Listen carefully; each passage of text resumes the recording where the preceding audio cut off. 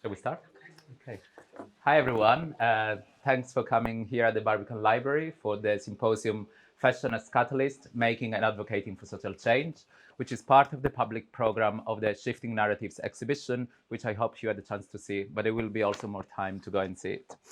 The agenda for today is that I will deliver a quick introductory presentation to give you an update about the project, set the context, and also introduce some of the themes that have emerged from the project and which will then be unpacked in the two panel debates. We'll then leave the floor to Carole, who will chair the first panel on making and learning.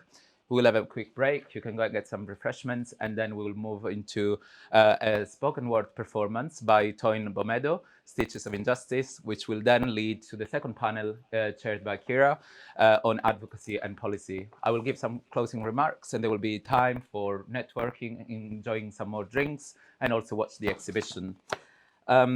Also, I'd like to remind you that besides us attending here in person, there is an audience also online from around the world on Zoom. So as well, bear with us if there are any technical issues, but we are in the good hands of Alex.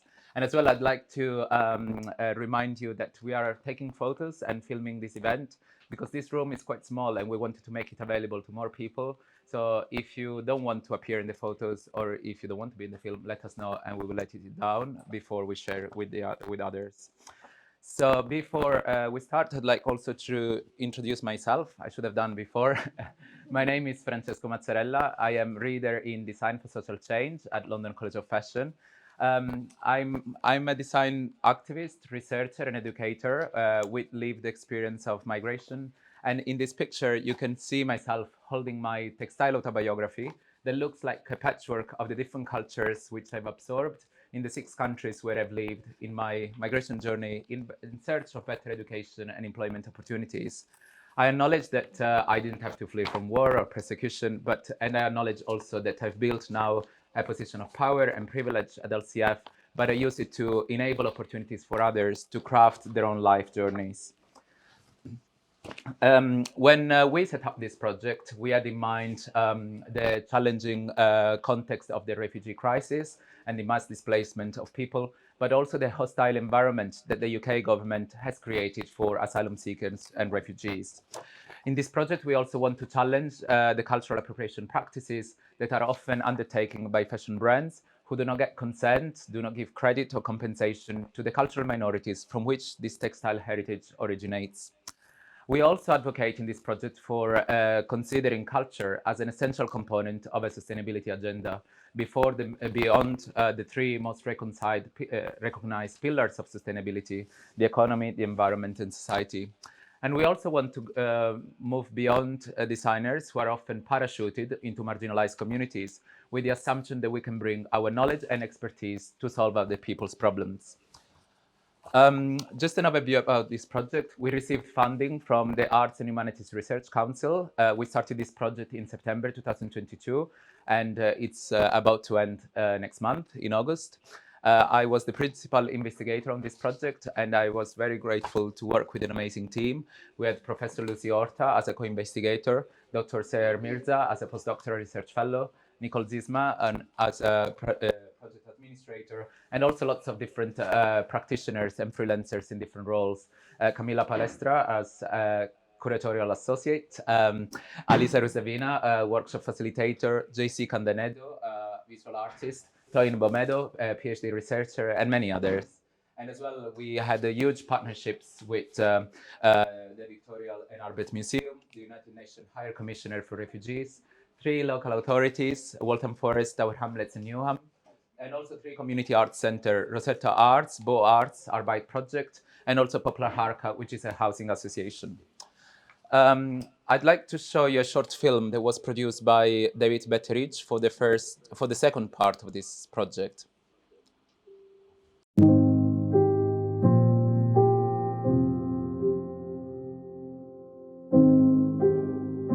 This project have made us understand that fashion is your culture. Fashion is like what is been sustainable for so many years.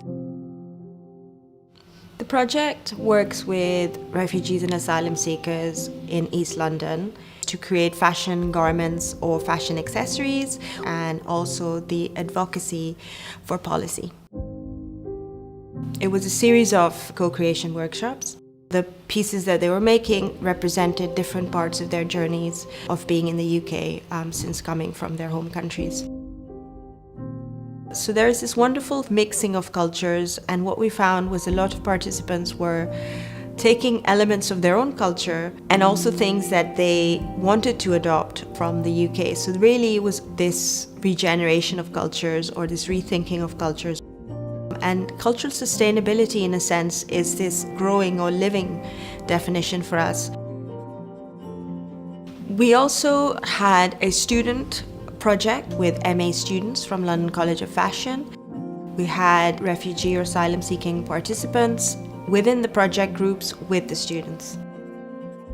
One of the student groups produced a beautiful film which narrated the story of one of the participants.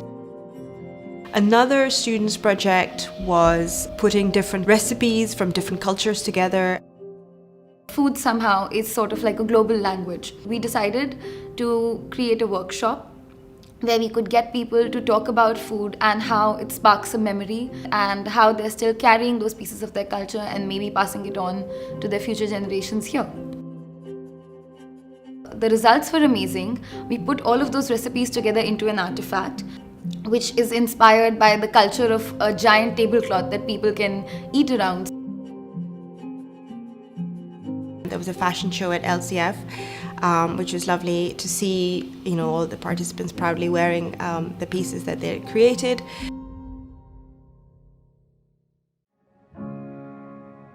We also did 3 roundtable discussions, which were part of the advocacy package of the research project. And they were held with different stakeholders from academia, local government, fashion industry, and of course, the most important people were the refugees and asylum seekers who were part of this conversation. It's about bringing everyone together on the table to discuss what are the ways forward for creating these avenues of work for refugees and asylum seekers. So at the moment in the UK, asylum seekers for the most part are barred from seeking paid work, but also there's a big challenge for those who have just got their refugee status but really unable to find housing, and that's mostly because they're not able to find well-paid work. And that's in contrast to, we know in the fashion industry, there's like big skill shortages. The real question for us is, well, where is the big strategic opportunity for us to think about how we can bridge these gaps? So one participant in particular, we could see her journey, how she developed her work. She also worked with us as a facilitator in some of the workshops that we ran with Rosetta Arts. The main thing I've learned is that it's not just talk. It's also you have to do something afterwards. Like you have to take some action plans and, so that was good to know that after all the workshops, there will be an outcome and then they're going to take some actions and it will be more legally, bring changes. So that was something great to know. So how that then goes forward through those networks, how it develops through those networks, how the policy develops. So really those are the legacies of this project. So the most valuable thing that I would take away from this project is really the sense of community that was brought together. All these different people from very different backgrounds. You have different ideas. You can learn from other people, so it's something that I really enjoy it here in the project because I was able to know other people. Actually, it opened a wide door, I would say, a wide perspective to my art as a career.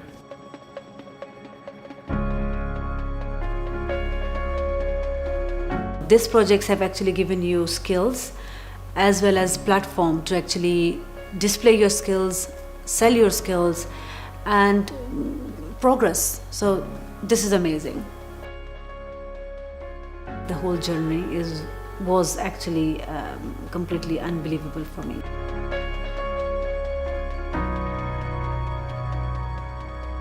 This it's really a lesson for all of us, really, of how you can really draw so much strength from community, from others, and really just sort of reminds us what it is to be human.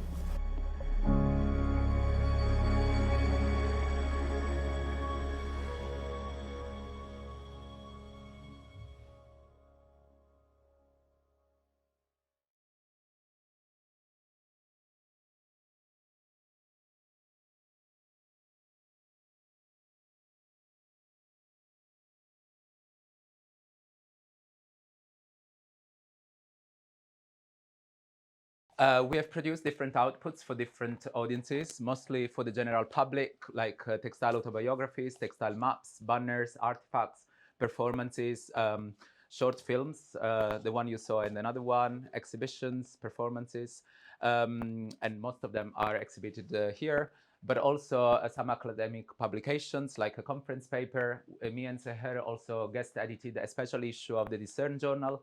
We wrote a project report and also 2 symposia, of which one is now happening now. Then we also had 2 student project briefs and 1 master's dissertations in applied psychology in fashion. And finally, we also brought a policy paper for policymakers. Throughout the project, we've engaged with over 40 participants from 19 different countries: India, Pakistan, Sierra Leone, China, the States, and so on. And the project really, the participants really value the opportunity to learn or improve their technical and soft skills, enhance their confidence, amplify their voice and agency, but also make very meaningful connections within the local community. We are always interested in this project in decentering these practices and also shifting the roles and challenging the dynamics within these collaborative making spaces. So for instance, we hired some of the participants to deliver workshops to other members of the community and be paid for this. So we enable some progression pathways. For instance, we also donated a camera to a refugee participant who now is rebuilding his photography career here in the UK and is also working for us with us on the project. One of the participants was hired as community co-curator at LCF for an exhibition. Some participants then have progressed into technical fashion design courses. We're also excited to share with you the news that we are finalists for the Green Gown Awards competition, and in November we'll know if we win. Keep all your fingers crossed for us. We also mentored 1 young East Londoner, and we offered work experience to another young person. We collaborated with Malé Luján Escalante on another HRC-funded Refugee Network Transition Network grant. And also Nicole Zisman got an Arts Council England grant through which she offered work experience to some of the participants as well in her fashion brands. Throughout the making, we've been listening to the challenges and also needs and aspirations of refugees and asylum seekers here, especially, and also the interconnected issues within this system.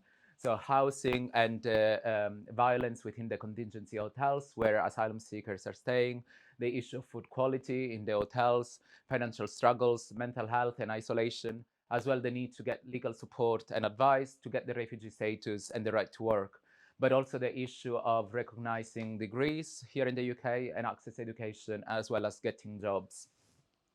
We've also mapped out the different stakeholders and organizations that refugees and asylum seekers interact with here in the UK. So like the local councils that provide housing as well as financial support, the Home Office that provide the refugee status and the right to work, and other charities that focus on food or mental health, or other organizations that provide business support or support to become entrepreneurs.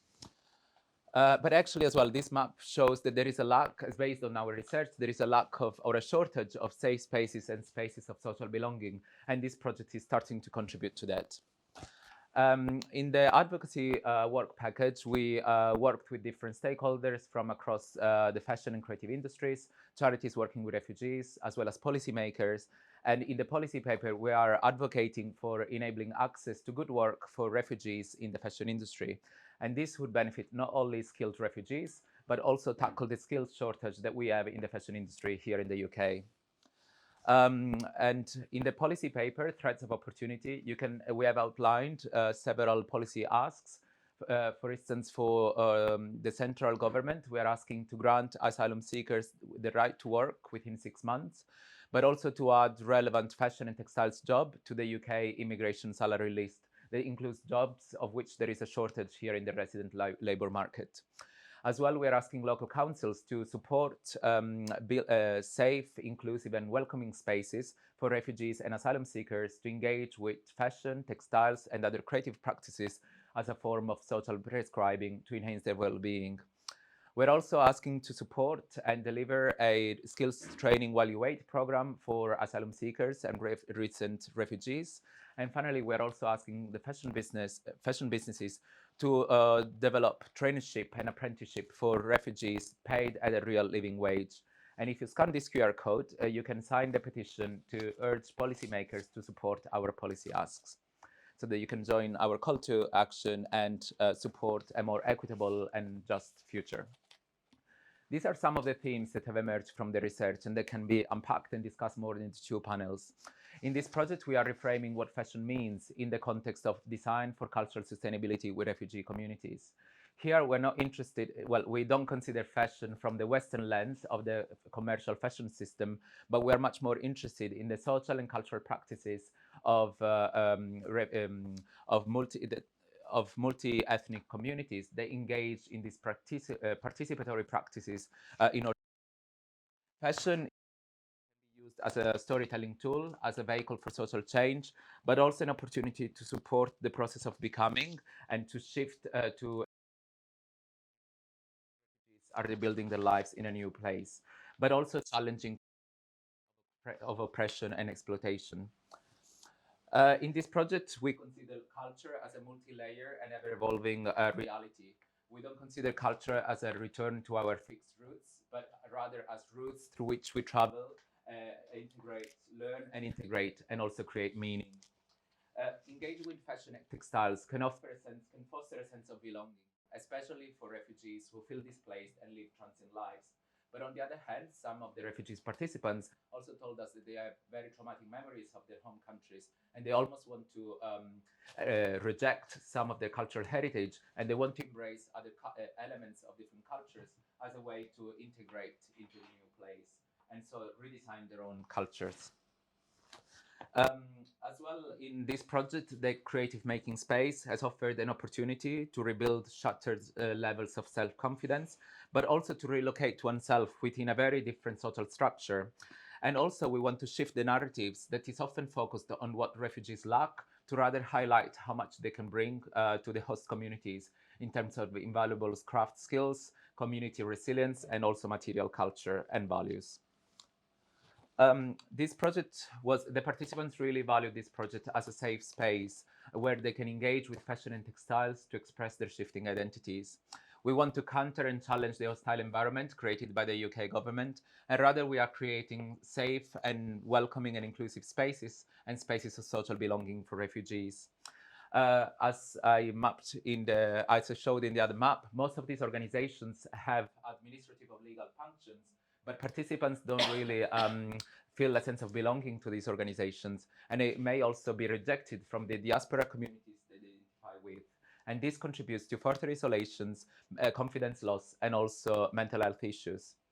Working in this context also highlight the needs to have to develop and adopt a framework of ethics of care, having safeguarding measures in place at all times, as well as support systems, collaborate with trauma-informed professionals that are very important when we bring to facilitate dialogue when bringing together different people from different cultures, so that we can foster mutual understanding beyond cultural differences. As well as we are grappling with the term decolonizing in this project, for us it means unlearning inherent knowledge, but also being very open to learn new viewpoints. And as well as design educators and also reflexive practitioners, we have a whole experience a transformative journey that through critical reflection and self-consciousness. And as well, working in this context is very important for design researchers like us to constantly reflect and challenge reflect on our positionality, challenge our own privilege, and also shift the power dynamics at play in those collaborative making processes. As members of the team, we didn't want to do a study about refugees because we are very mindful of the fact that they are amongst the most interviewed and monitored populations. And also we didn't want to assume a helper attitude, but we rather all engage in a reciprocal process of making and learning to build empathy and reciprocity within this. And finally, as well, in this project, we have reframed what community resilience means through the lived experience of refugees. So we define community resilience as the collective agency against oppression and exploitation, but also the ability to challenge existing power structures and activate social change through community efforts, as well as leveraging the diversity within the community. We also challenge the notion of resilience of community itself, because as well, refugees are not a homogeneous community. They all have very different cultural backgrounds and very different stories and journeys, and they flee here for very different reasons.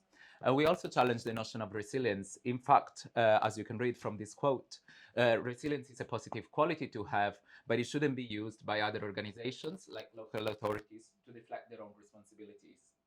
And I think I'm done with this. I'm sure I spoke for way longer than I wanted to, but I will leave the floor to Carole Morrison, who will chair the first panel on making a learning. And we can invite the panelists to come and sit at the table. Maybe we will just introduce Carole. Carole is head of social purpose in the curriculum at London College of Fashion, UAL, where she co-creates interventions with staff, students, and neighborhood representatives to explore, promote, and embed issues of citizenship, social conscience, and ethics in the curriculum. Prior to working at UAL, she held senior roles in regeneration, arts and culture, and has worked both nationally and internationally, including the Arts Council England, Take Britain, and Centro Cultural Sao Paulo in Brazil. Her current area of research explores anti-colonial thinking and practice, and she's a recipient of the Advanced HE Collaborative Award for Teaching Excellence, and she's also an associate member of Centre for Sustainable Fashion. Over to you, Carole. Thanks so much, Francesco, for that. That's a really brilliant introduction to the project and a reminder of the project for people who've been here before. I just want to welcome panel members to the panel, as it were. So is there four? Ah, Zeej, you're here. Brilliant, brilliant. So, yeah, welcome. Take a seat. I've got the immense pleasure of facilitating this panel. And before I get started, I'd love to just tell you a quick bit about this session. It's just about an hour. We'll spend half of it having a discussion about the project and the other half, hopefully, including some of your ideas, thoughts and questions that you might have. So can you make a mental note of that and definitely have questions for us, please. And after that, we'll have a quick tea break, as you said, and have wonderful performance poetry from Toyin. So I'm going to actually read you the biogs of our panelists here. It feels slightly uncomfortable when you do that, having people read about you. Yeah. Also, pin me to the corner. Okay, yeah. So I'm going to start with Alisa. Is that right? Alisa, you made it here. Great, thank you. So Alisa Ruzavina. Yeah? Alisa Ruzavina is a community and ecology tending interdisciplinary artist, primarily working with textiles, installation, and public art. Her socially engaged practice is focused on creating with diverse participants through co-design, participation, and collaboration, making spaces for conversations and collective experiences that playfully explore alternative forms of knowledge, opening possibilities for ways of making, coexisting, and being that brings us closer in relationship with the intercultural and interspecies communities surrounding us. Rooted in her own experience as a migrant, she is passionate about creating exchanges across bodies, species, lived experiences, and differences that nurture a sense of belonging and support the articulation of a communal identity.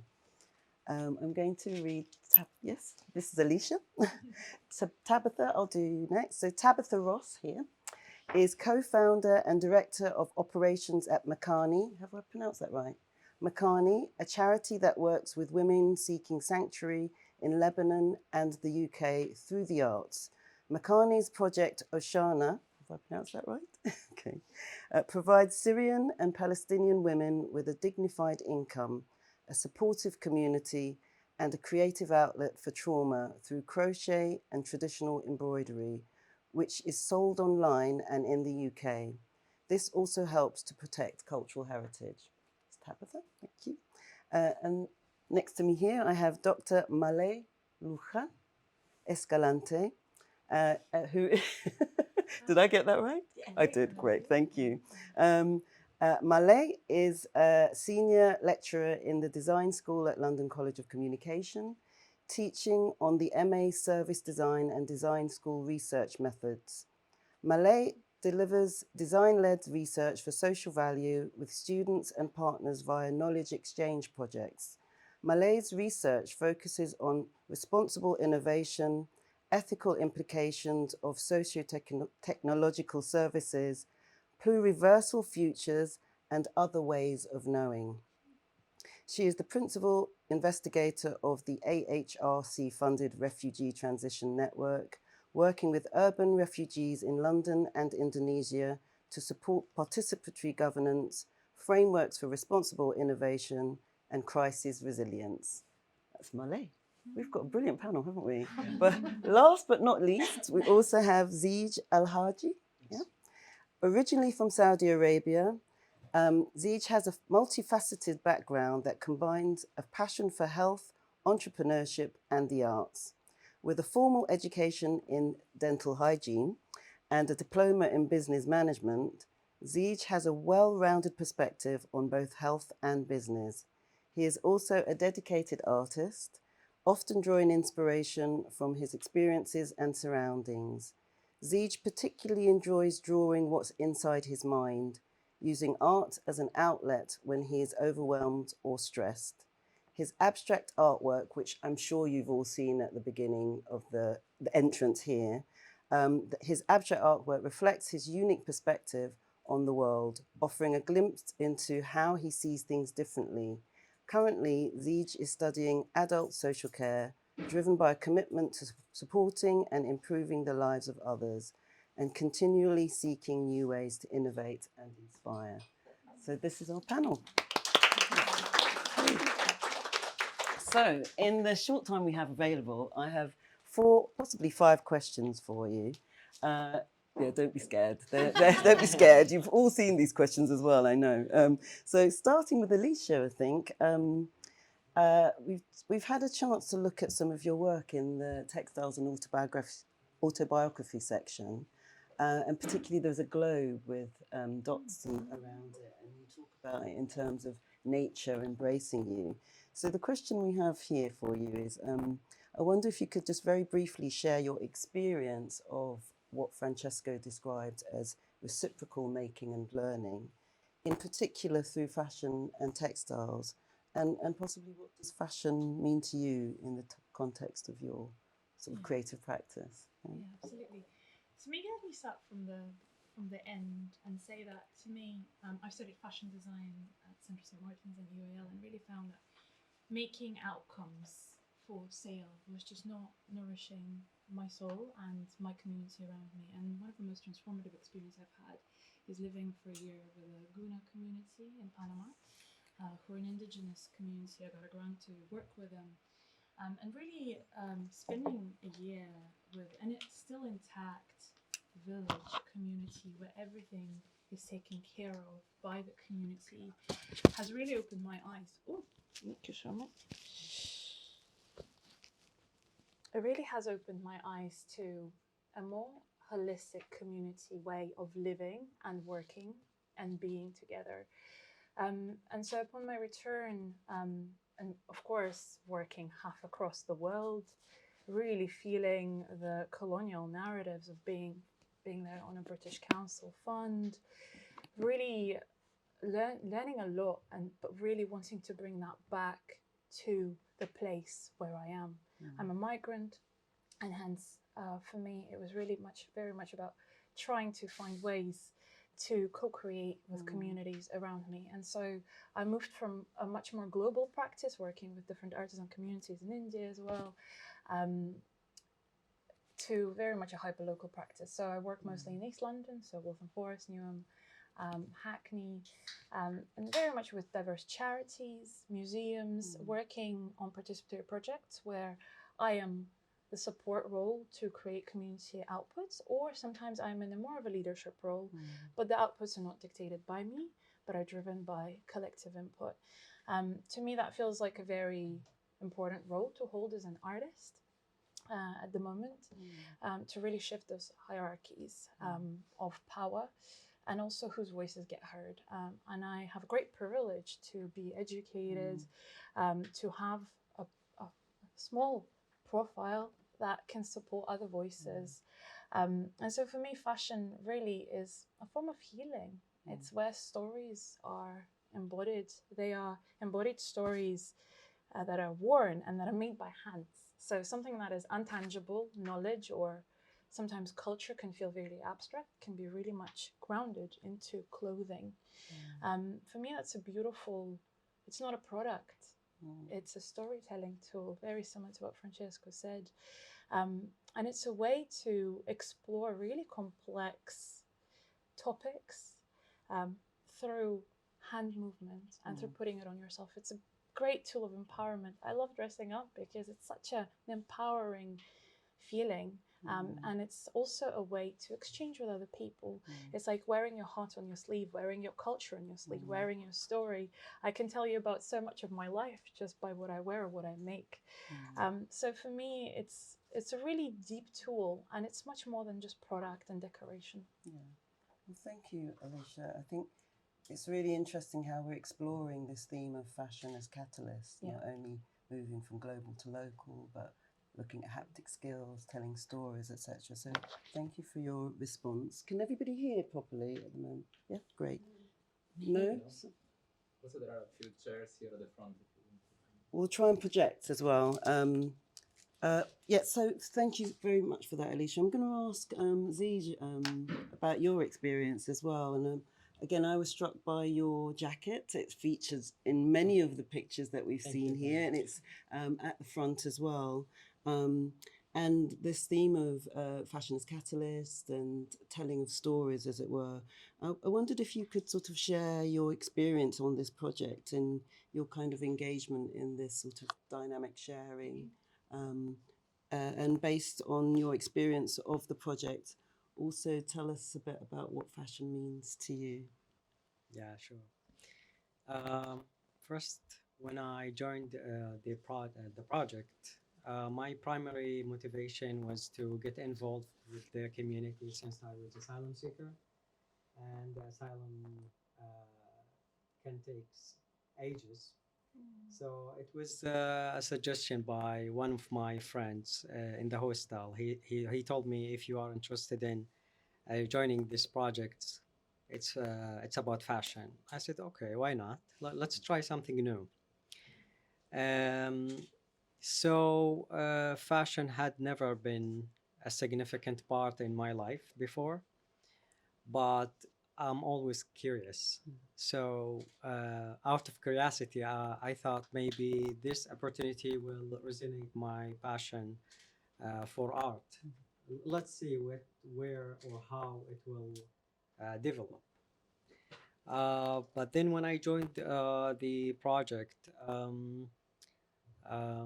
I get to know new people, and I discover some new skills that I have it since I paint, I draw. So You're a dentist.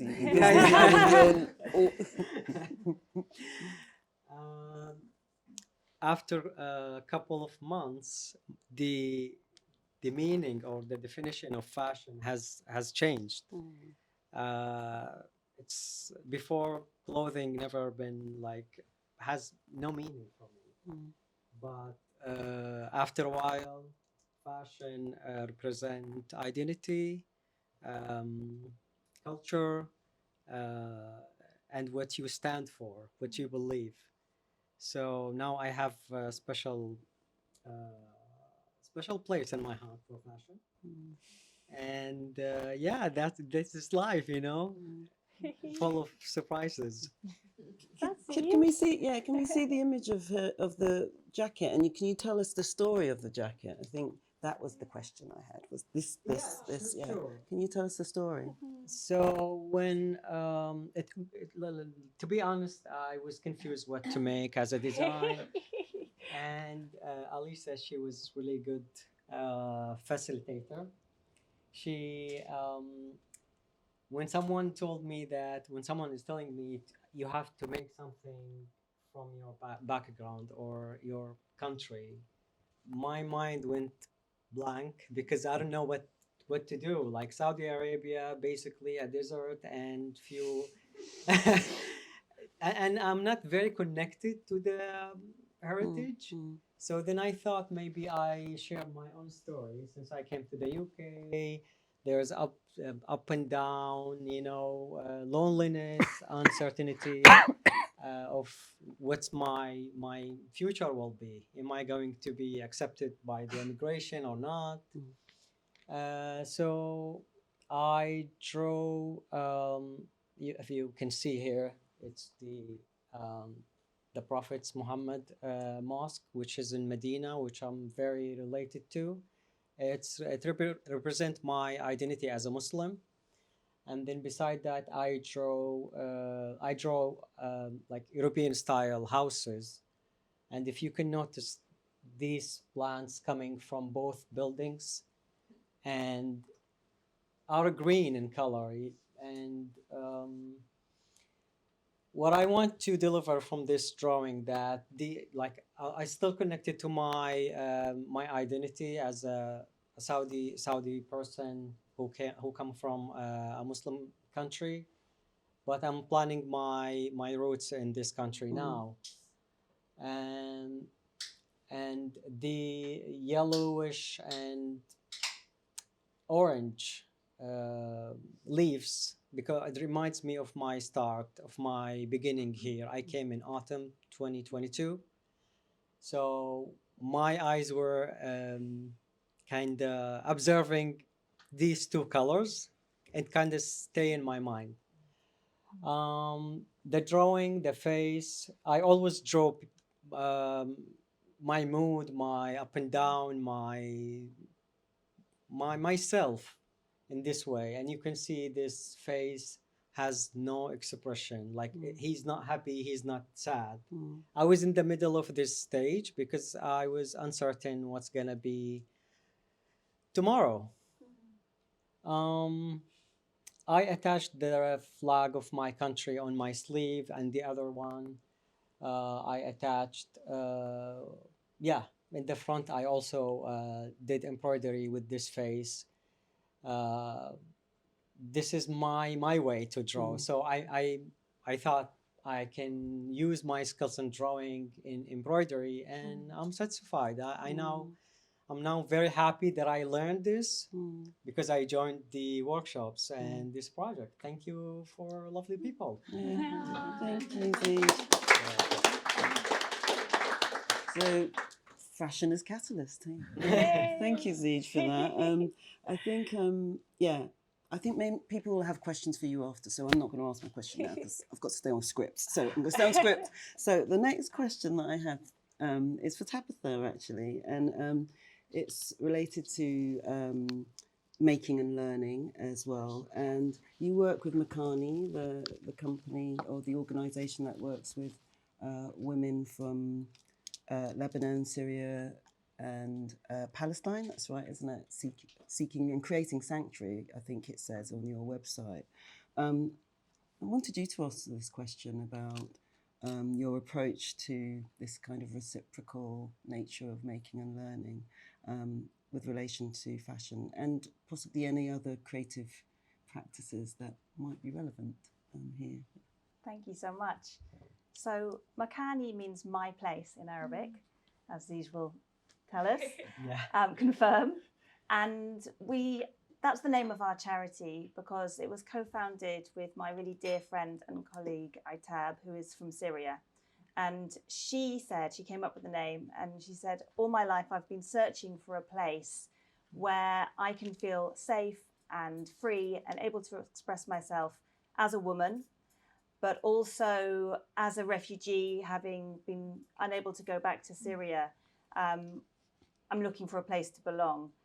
And so that has sort of been my colleague's lifelong search, really.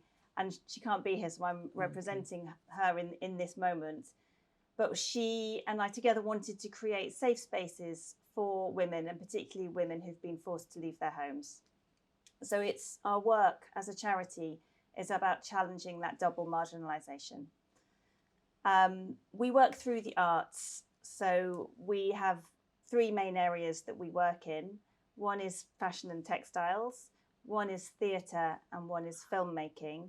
And we work in Lebanon with Syrian and Palestinian refugee women. And we've worked there for a very long time, since the first year of the Syrian uprising. And we have also just since last year started working here in London. So the fashion and textiles was our first ever project. It's our social enterprise, maybe we'd call it, Oshana, where Syrian and Palestinian women do incredible embroidery, much of which they do and they create, and it's their patterns based on this amazing cultural heritage. They also do crochet, which is wonderful because it's quite easy. You can sit together, you can do it as a very communal activity. And we sell what they make here in the UK, and they get 100% of the profits. So all of the money goes to them. But they all say, I started working with Oshana for the income, but I stayed because it's become my family. And I don't know if they'd call it mental health benefits, but they say it calms my anxiety, or if I wake up in the night and I'm panicking, I will get out my embroidery and do that because it's very calming and meditative. And we've just started a sort of embroidery project here in London, which is quite different. We're collaborating with a really amazing academic and activist from the University of Brighton who has a project called Domestic Dusters, where she takes yellow dusters and works with groups of women to embroider their stories or their messages or anything they want on them. And it's about domesticity and feminism and anything you want it to be, really. So a quite different sort of textile project there. In terms of theatre, we've done 2 sort of theatre projects where we've put on a play. We worked with Syrian and Palestinian women in Lebanon to create their own version of Antigone. And then just like 10 days ago, we worked with a group of women, some of whom are also involved in Francesco's project. And in my project. And in your project, yes. To put on a new play bouncing off a Greek comedy called Lysistrata, which is about women going on sex strike to stop a war. And they were brilliant, and that went on at the Park Theatre in Finsbury Park in London. So and we also have a project in Lebanon which is pure theatre therapy. So it's not about a product or a performance. It's just about coming together and using theatre for expression and healing. And our third area is filmmaking, where again we teach women how to make films, everything from editing to storyboarding to shooting. And then they make their own short films. And we're in the middle of doing that for the first time in London, having done it in Lebanon. And again, it's about creating a platform, self-expression, and safe spaces and coming together. So that's what we do. And I will stop because I know there's lots to get through. No, it's really good to hear you talk about Makini as one of those policy things that Francesco pointed out, creating one of those safe spaces for belonging, at a time when we can see public spaces disappearing all the time. It's just really refreshing. I do have a question for you, though. So really love some of this stuff. Where can we buy it if we wanted to buy? Yes, please do Is it buy it. Go on to the website. It's online. Oshana is oshana.co.uk, and it's OSHANA. There you are. Yeah, thank you. It's beautiful, and the stories that come from that will be really enriching for everyone here. So I have a question for you, Malé, actually. Having worked with some of the participants that Tabitha has as well, you also work at UAL, don't you, at LCC, teaching about design. What's your experience on this question of reciprocal teaching and learning, particularly from a point of view sort of knowledge exchange and the teaching practice that you embody, as it were. Hi, I have to say that the play was sold out. It was full 4 days, and the place was brilliant. So I'm happy to get to know you or be near to you. I'm also happy to be among such an amazing panel. We have almost the 5 continents here. So thank you. My background is working in the context of disaster and emergency responses with services. I have a series of years working in the Southeast Asia, and I start working with communities that for these services are in risk or that are vulnerable according with these services, always challenges the idea of crisis or the idea of vulnerable as capitalist constructions, and instead thinking about opportunities to flourish in a different way. So when we start working with refugees work both in Indonesia and England, we thought how difficult it was to talk about it or to write about it or to speak about it when we were challenged the idea of refugee, the word refugee, or the word host community, or the word welcome community, or absolutely almost our project was called for care for futures for all. And even the idea of future, we were challenging with future better for who or how, and what about if we have other ideas? And the project born because we wanted to test a framework that is called transition design. That is a way of using design for transitions into a different system. And we thought displaced people will have a very good experience in transiting into different systems. They have a lived experience, and either instead of engaging them as a victim or because of the label of asylum seeking or the status label, engaging them as experts and learn from them. So how do we do that?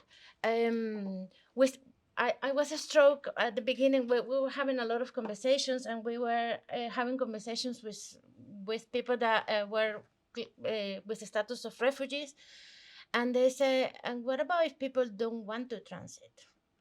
You're talking about moving to another post-capitalist sense, but what about if we don't want? And that question stayed with us, and we arrived to the conclusion that for wanting a transition is beyond academic work and it's beyond design work. It entails spiritual and political work.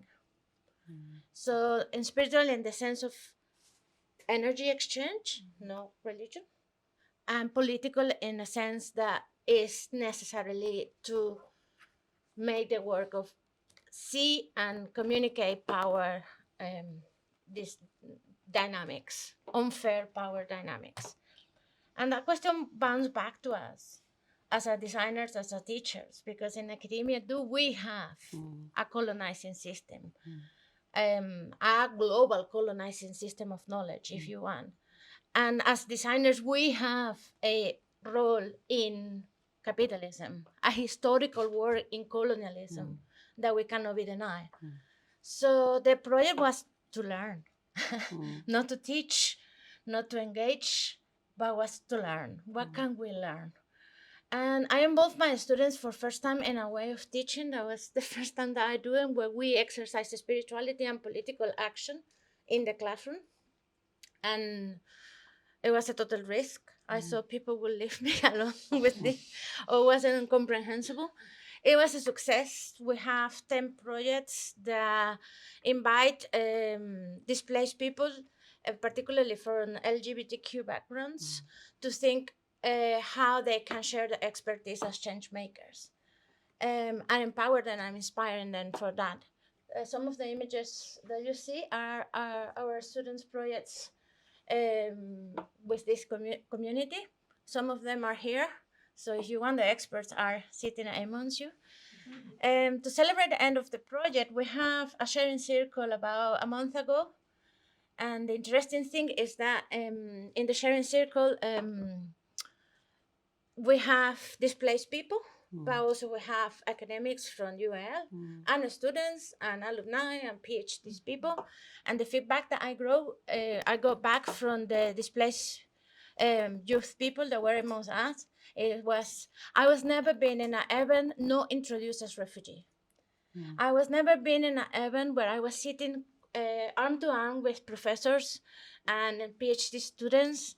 I was never feel so so safe that I needed not to tell my story or where I come from or what was my suffering, but I was telling what I was thinking and what I was experiencing. And thank you for that space.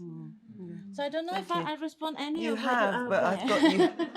You have, and there's a lot there. I think what I think I'm wanting to explore a bit more is this transition that you talk about, and the space that you created. The sort of, you've talked about creating a safe space. You talked about using spirituality and politics. How do you do those two things together and create a safe space? So I suppose a question for me really here is, what do you put in place to enable the things like the sharing circle that you talked about? What do you put in place to create inclusive, safe, brave, creative spaces for the kind of participation that you do, when you also have displaced people, people with PhDs, academics, all in the same space? What are the things that you think are important? I would reframe your question, if I'm allowed. It was not what I put in place. It was what I took out. Okay. I had to take out all my ego, all my expertise, all my, I don't know, so many years working in this area. My doctorate in blah, blah, blah. I have to take all of that out. I want one of those, a doctorate in blah, blah, blah. Yeah. But anyway, I think I had to take all of that out. Yeah. And relearn and go with the honest thing about relearn.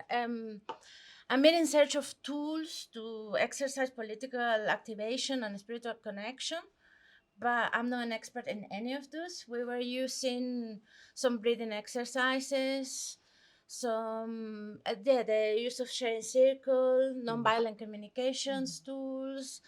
We were using to talk in a more holistic way, not just about the project that we were doing, but what this means in your life. What are you learning? You know, we were talking about the class become a little bit, well, I have to talk to my line manager to see if I can get yoga mats, that sort of thing, no? And then see and reflect on the constraints of academia for that, because the students needed to be marked at the end. The projects need outcomes and impacts, and you know, it is a series of constraints when you're trying to kind of work within. I don't know how was the success of that, but I'm not going back. This is gonna be my way of teaching. I don't know. The students are there. I was going to say, can we have some questions from the students at the end on this, actually? So can you get your questions ready to explore that a bit more? But still on this question of safe spaces and how you do it, given the kinds of the groups and issues and emotions and policy frameworks that you have to work within. Tabitha, I've got a question for you actually on this. Is you've talked about my place, the Arabic word, and thinking about the work that you do at Makini with displaced women and girls. How do you go about doing that, creating my place, a safe space for them? Yeah.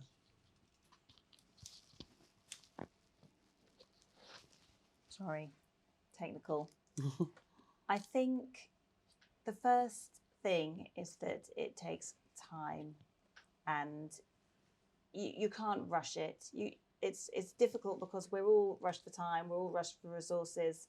I think, you know, we run a charity where we're always trying to get the funding to run these projects and to create these spaces. And I think you can't just say, right, everyone come today, this is where you can be safe. It takes a lot of time and establishing and getting to know each other. And I think also what we do is we work very closely with an arts therapist.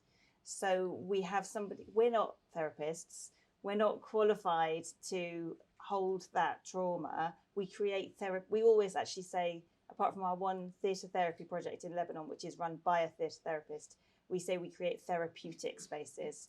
So, but we do have expertise in there, which is separate and distinct and is given time and attention alongside creative practitioners.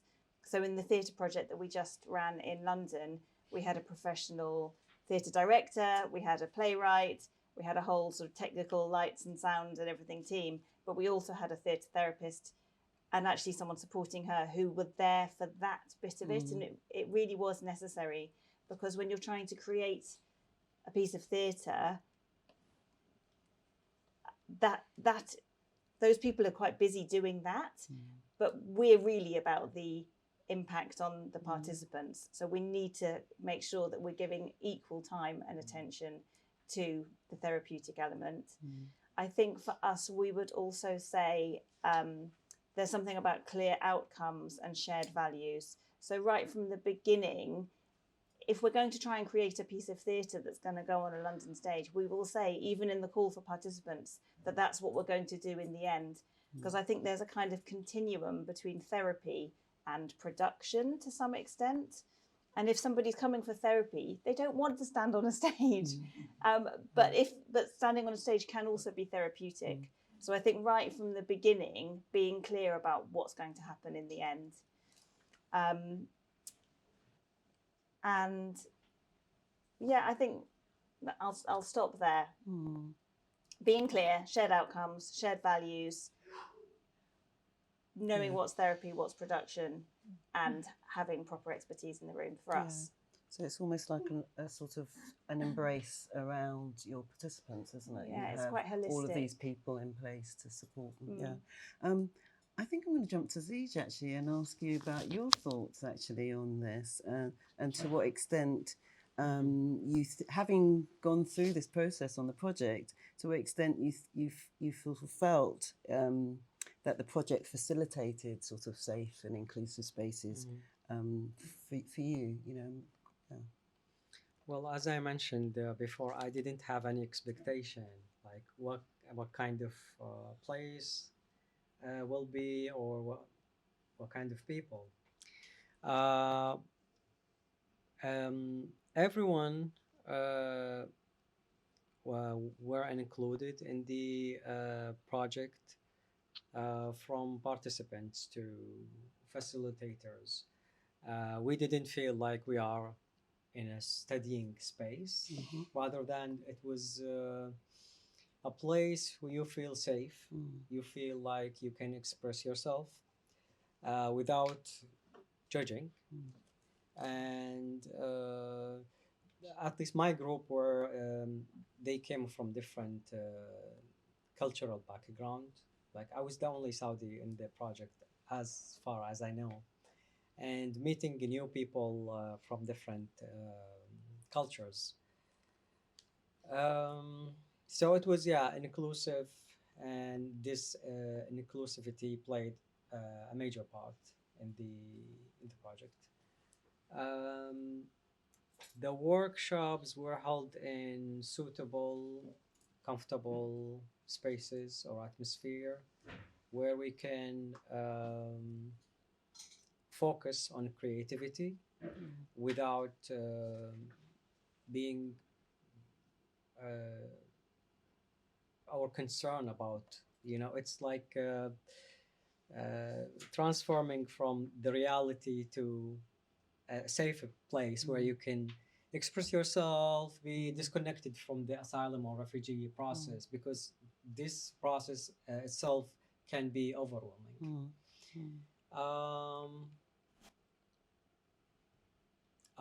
What else?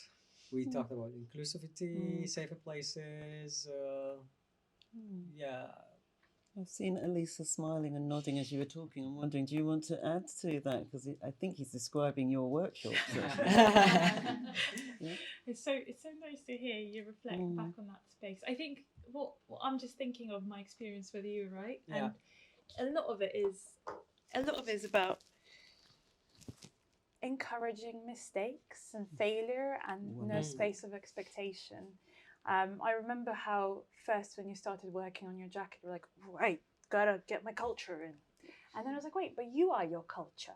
Yeah. Speak about you, because that will come through, and your journey is what matters. And it's to me, it's about really seeing whole people and being our whole selves as facilitators as well. To me, a lot of it is about energy. It's about the energy exchange. It's about the energy you show up with. It's about having an open field and holding people in their difficult days, in their best days, and also actually checking yourself. I think this is a very important part. As a facilitator, what's so important for me is to always be monitoring where I am and what am I coming, and making sure that that doesn't impact the group. Yeah, I'd say that. Yeah, thank you. Did you want to add to that? You look like you're good. You're good. You're good. Okay. Remembering. Yeah. Thank you.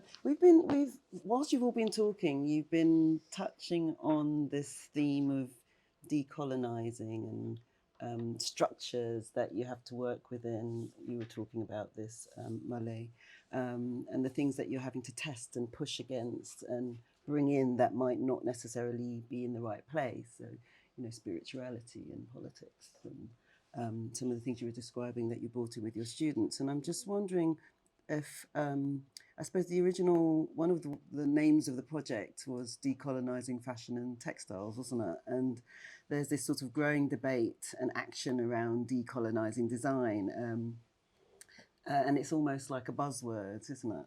So I wonder, Malé, if you could give us an overview of what this kind of decolonizing thing means, and if there are any other terms that might be more useful or helpful, and what that might be. Just briefly, because I've been told we've got 20 minutes, so. I'm going to try to be brief, Yeah. but it's not a brief It's issue. not, is it? That question is I'm so sorry. I'm from Venezuela, and we have 500 years or more of colonizing, and it's impossible to decolonize us. That's a way of seeing it, that what we are is a hybrid of that colonization, and we are proud of speak half American, half Spanish, with no proper Spanish, no proper American, no? In Venezuela, for example, and I wouldn't change that for anything in the world. That is one way of seeing it. The other way of seeing it is that colonization is happening everywhere right now, and we are part of it in the system. So it's also very big to deal with it. I have zero tools. You have zero. I just think that, I bring back that the design is not neutral, as it's been painted for many years. We have a part on colonization, we have a part on capitalism, on consumerism, and we are not teaching or learning about what is the role of the designer in a decolonized place, for example. It's not going to be anymore about producing, mass producing, developing, amplifying, enhancing. It's going to be about taking care of what it is, or taking care of how we match design and degrowth. For me, that's a challenge. Every single framework is to maximize, to produce, to bring. How do we bring back what it is and take care of it? So that's my questions, but I don't have any answer. This is what my practice is trying to explore, and every time that I find a way, I get back and go back and start again. I think it's a really difficult question, and it's the wrong question, isn't it? Because especially if we think about it at UAL, all the different colleges use a different term for decolonizing. In one college, it's liberating the curriculum. In another one, it's anti-canon. And in another one, it's decolonizing or decentering. And the one that I really like, the actual definition I really like, is around anti-colonial thinking and practice, because you have a position then, don't you? You're anti-something, and then you talk about degrowth and capitalism and the things that you were talking about. But also I love this way of reframing the discussion around anti-colonialism and the thinking and the practice, and thinking about, I think there's a writer called Priyamvada Gopal who talks about decolonization as a way of us reframing and reshaping the conversations around the contributions of different cultures and communities to Europe and the sort of shaping of Europe, both materially, culturally, and in terms of knowledge making. So it's a different conversation then, isn't it? You start to think about the contributions, which is some of the things that Francesco had started to say, the contributions of all kinds of groups who come to this country or exist in this country together. So I think this idea of what is decolonizing and the definition of the word, etc., is a red herring in a way. It's actually what you're all doing, isn't it? But anyway, I'm going off on a tangent. I'm supposed to be chairing. Can I not quickly a quick reaction? Yeah, I agree with all of you, but at the same time, decolonization is a fight that has to happen. Mm-hmm. You know, we see what's happening in Palestine, and for more than we do pluriversal action and practice and welcoming contributions and that, the fight has to happen. Still, one thing doesn't cancel the other, you know. And maybe we are not the right people to do that, but that is a contest. Ultimately, it's about justice, isn't it? Exactly. Ultimately, it's about transformation and thinking about a different kind of world and all of those kinds of things that we want to make happen. So absolutely. I'm aware that I've kind of gone off script and that the questions, we've had a few questions left, but I think we need to open it up to people here. 5 minutes and then we open up to the... Yeah? Say that again? To ask maybe the last round of questions for everyone, and then the audience can think about questions, and we have 10 minutes. Okay, you've got a few minutes to come up with questions. So I'm going to ask, which question would you like me to ask? The fourth or the fifth? Or okay, okay, right. If it's up to me, you've said it now. It's up to me. I can do what I like. Okay. Is there any of the things that you'd like to share that's not been asked? Maybe you choose. Yeah. So. We're going to ask you about this sort of transformative learning experience and the takeaways from the project so far.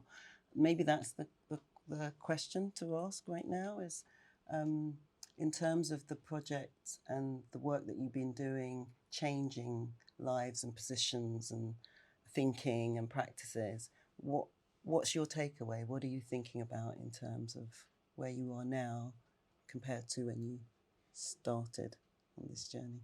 And maybe should I go in order? Zeej. Yeah, sure. What are your thoughts?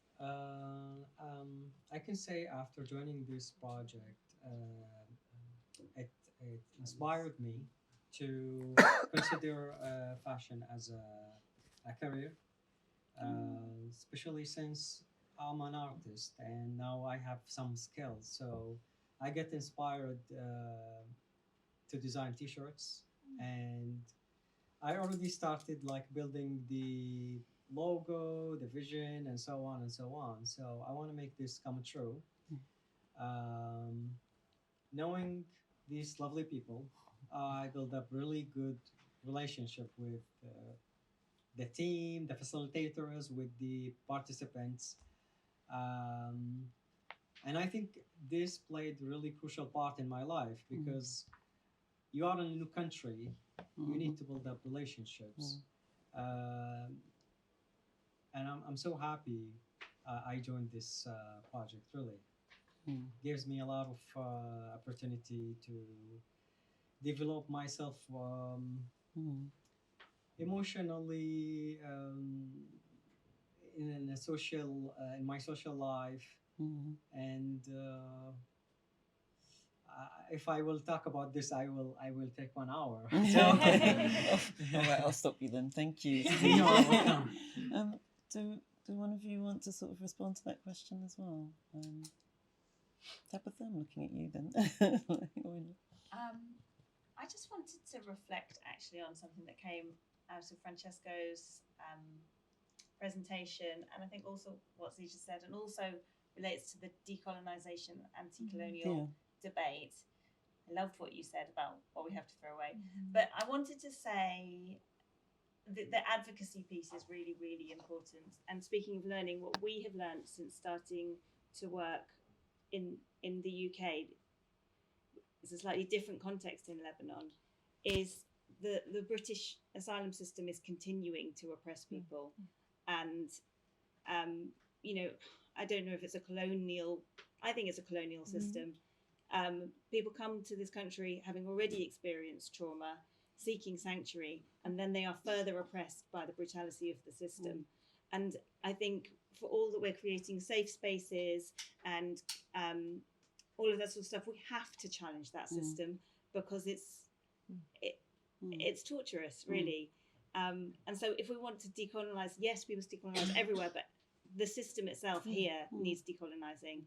And the advocacy piece is and the right to work and everything related to that is just so important in that. So we're newly working in this country, we're learning and trying to work out how to, have more leverage there. Thank you. Do you mind if I add something? Yeah, no, not at all.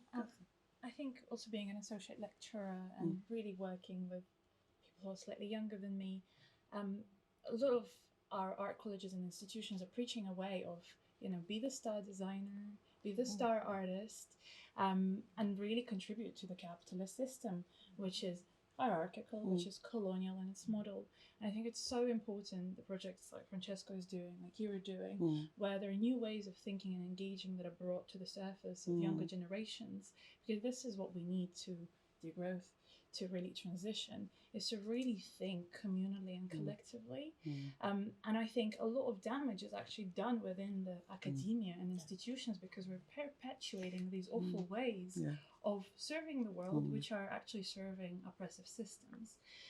So I feel it's my duty as an artist and designer to show up in a way where I'm always co-creating, where I'm not only focusing on my victories or my opinions, where I'm very much broadening the scope and integrating different ways of knowing and being, and really not only operating from my own lens, but really being open to different lenses and different cultural contexts.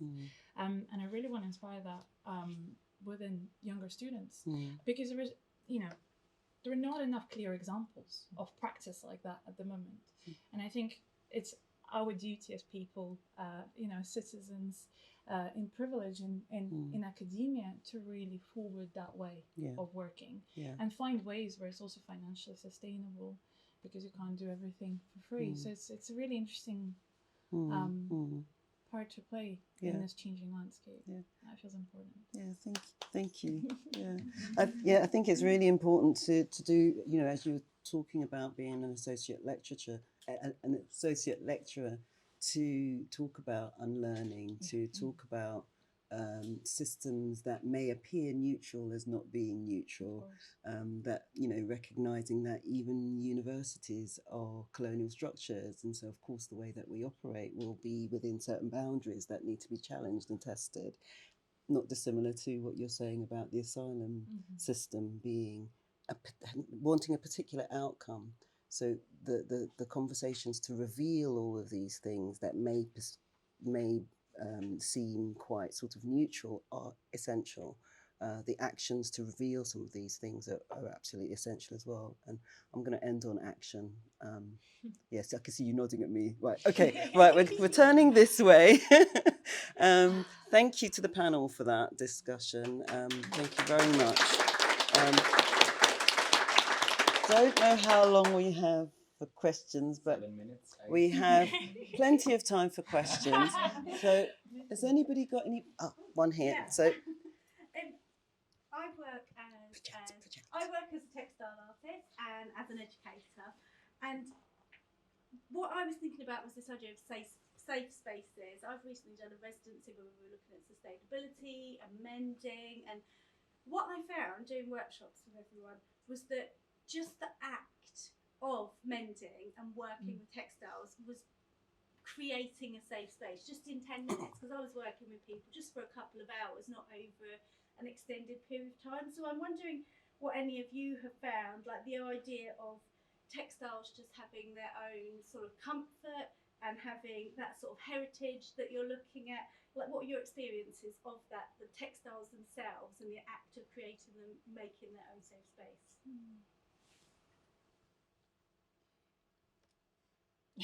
That question not for me, of course. For you. It's for you. Why? For everyone. I think it's for everyone. Yeah. It's for everyone, the question. I think I'm going to Dr. ask David. one of I these can- two in the I middle. just- I'm Right, aware that I Alicia spoke or loud. Tabitha? Yeah. I'll be quick, maybe.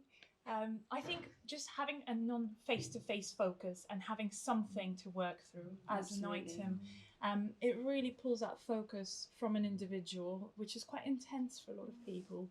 And really, it's a common activity. You can be silent, you can drop in and you can drop out. That's beautiful. And you're in the same space for a prolonged period of time, also often in repetitive cycles of weeks and months. That creates a bond, but it's an indirect bond, yet it is direct at the same time. And I think that is just beautiful. And I think there's something about labor. It's about handwork. Again, it's embodied. Yeah. You know, it's not thinking, it is thinking through the act of your hand. And I think that opens something up. I really feel it's really potent. Yeah. I'd really agree with that. Yeah. I think it's doing that repetitive action. It's so calming, isn't it? And it means that you can talk to someone without having to be like, tell me. Yes, all about your life. Yes, exactly. You can just be sitting there and things can come up. Yeah. It's really healing. Yeah. It's bringing the sort of physical, emotional, and the sort of rational together, isn't it? In a way, it's that kind of, which are very anti-colonial, actually. You know, you're supposed to separate those things, but maybe there's something else going on there. I've just had another look. Say, okay, any questions? Yeah. Okay. Thank you so much. That was really inspiring. Thanks for your generosity in sharing so honestly. So my question is very brief. I just wanted to ask, how did you recruit in all these workshops? It seems like you had quite a large number of people constantly in the sessions. That's one of the challenges when we do participatory research. So if you could share the methods of your or the magic of your recruitment, that would be great. I was a participant. Yeah. So I was going to say, it's a question for Francesco, isn't it? Well, actually, we had lots of different partners, including community centers, but actually, for instance, or even local authorities. I think the most effective strategy was to do outreach. So I went to the hotels where asylum seekers were staying. Also went to the British Red Cross, where the asylum seekers were receiving food, as well as in Stratford Library, where the council was providing services and information. I think that direct contact was the most effective way. And I didn't mention also, I had done a pilot project in the past, so I had some outputs that were creative and seeing the physical work as well, talking about knowing what outputs, although we didn't know exactly what outputs we would create, but they could get a sense of what type of work we would do, and as well have the opportunity to see me, to start like building some trust and relationship, and have the opportunity to ask questions. As well, then through all these charities, as well, it was challenging at the beginning, and as well because some of the participants don't kind of follow our capitalist communication channels, like for instance newsletters or emails, but then actually in the end this poster that I designed went viral and was in all WhatsApp groups, and but then we lost a little bit that direct connection, and then as well because it is very conceptual, and even how we frame fashion is very different. So some people came thinking they will learn a technical design course and say, you are the professor from London College of Fashion. To be honest, I can't sew anything. But it was so only when I was going there they would understand it was more the therapeutic more than the production. But yeah, that's the outreach is very key. As far Do you as mind if I add to that? flexible space, wasn't it? I think just also I try to really work in the area I live and work in, which means I already have networks, and my WhatsApp is filled with amazing community groups and activators. So to me that feels really honest. That feels literally the ground I walk in every day, the community I participate in. And then recruitment becomes more of a local kind of affair, and that feels most potent, yeah. And also just a very quick one as well for me, what was most powerful was also the networks and the word of mouth, like Zeej was invited by another friend, or some participants brought daughters or other members, or even in those WhatsApp groups where we were not involved, then one of the participants, I remember, she said, oh, this person thinks it's a technical design course, but then she was teaching other people what we mean by fashion. As well, a participant with severe language barriers, she completely got it, and then she would become the change agent, and then diffuse this idea that we have of fashion as a vehicle for social change. That's fabulous. Thank you. Can I add something? But maybe it's not. I always come with a terrible side. But sorry, Francesco. But I want to also highlight the problematic of recruiting. Because, for example, I wanted to recruit displaced people in the capacity of experts. If you recruit experts in your investigation project, you will have to pay them. So we pay them per hour. And I wanted to pay an expert fee. Talk to the university or with the funder bodies about that. A nightmare. So then I had to look for a proxy organization that pay my participants as experts. And well, the how we were scrutinized for that process was terrible. But also then, what organization do we recruit to do that? We were questioning even the word refugee, and the organizations were very institutionalized. Organizations that work with trauma, with psychology, with housing, or local authority. We wanted to be open to work with illegal people, probably. And we didn't want to get our project embedded in any of these places. So how do we work in a holistic place?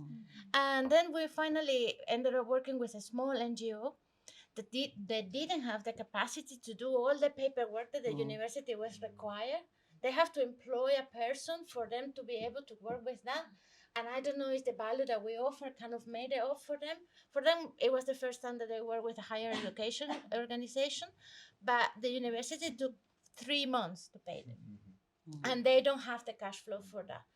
So even though we have social purpose labs and things like that, the fact that we're working with organizations that are small, that are very vulnerable, that they don't have the capacity to work with that, is something that we have to consider. From university to also funders. All these structures, yeah.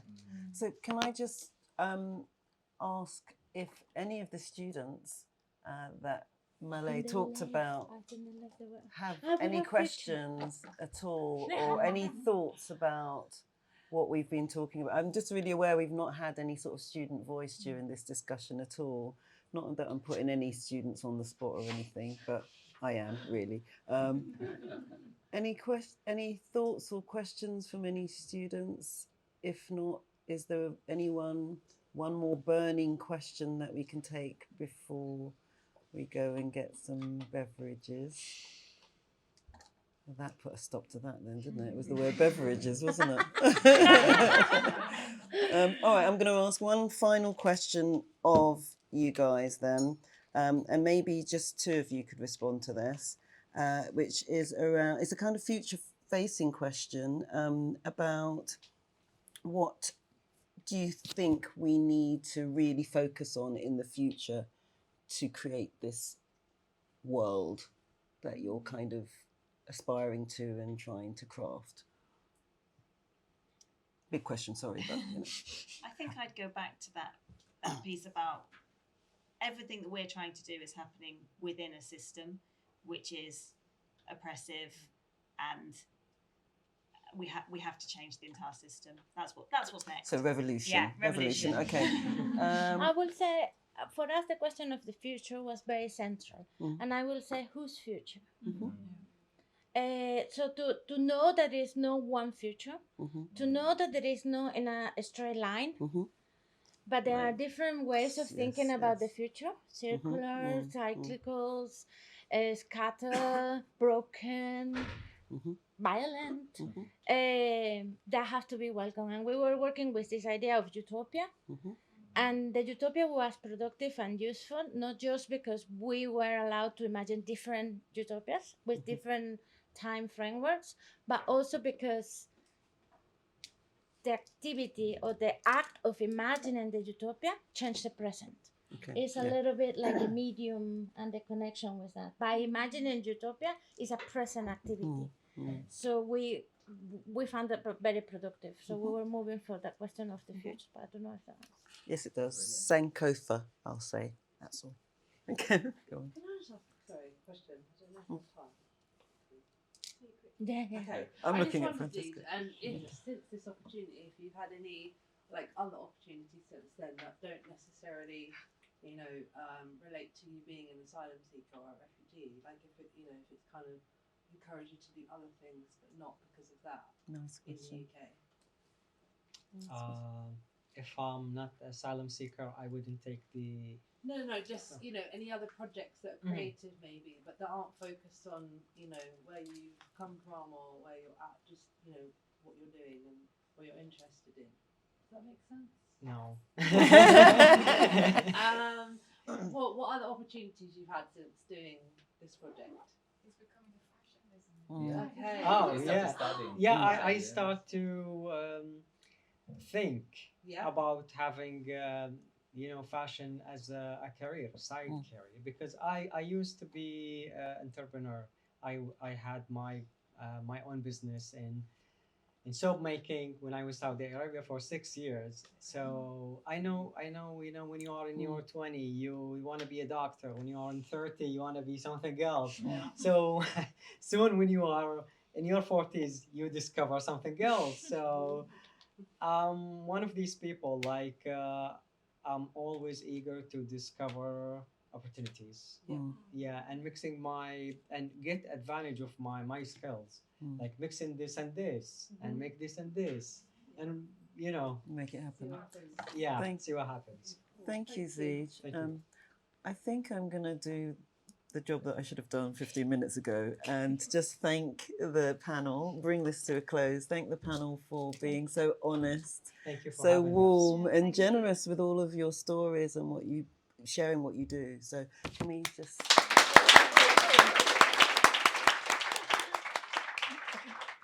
Can I also thank you because you did a great job on sharing all the different. thank you so much.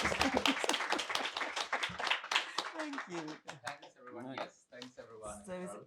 We have time, like 10 minutes if it's okay, because we are running behind the schedule. So you can enjoy some refreshments and network and chat a bit more.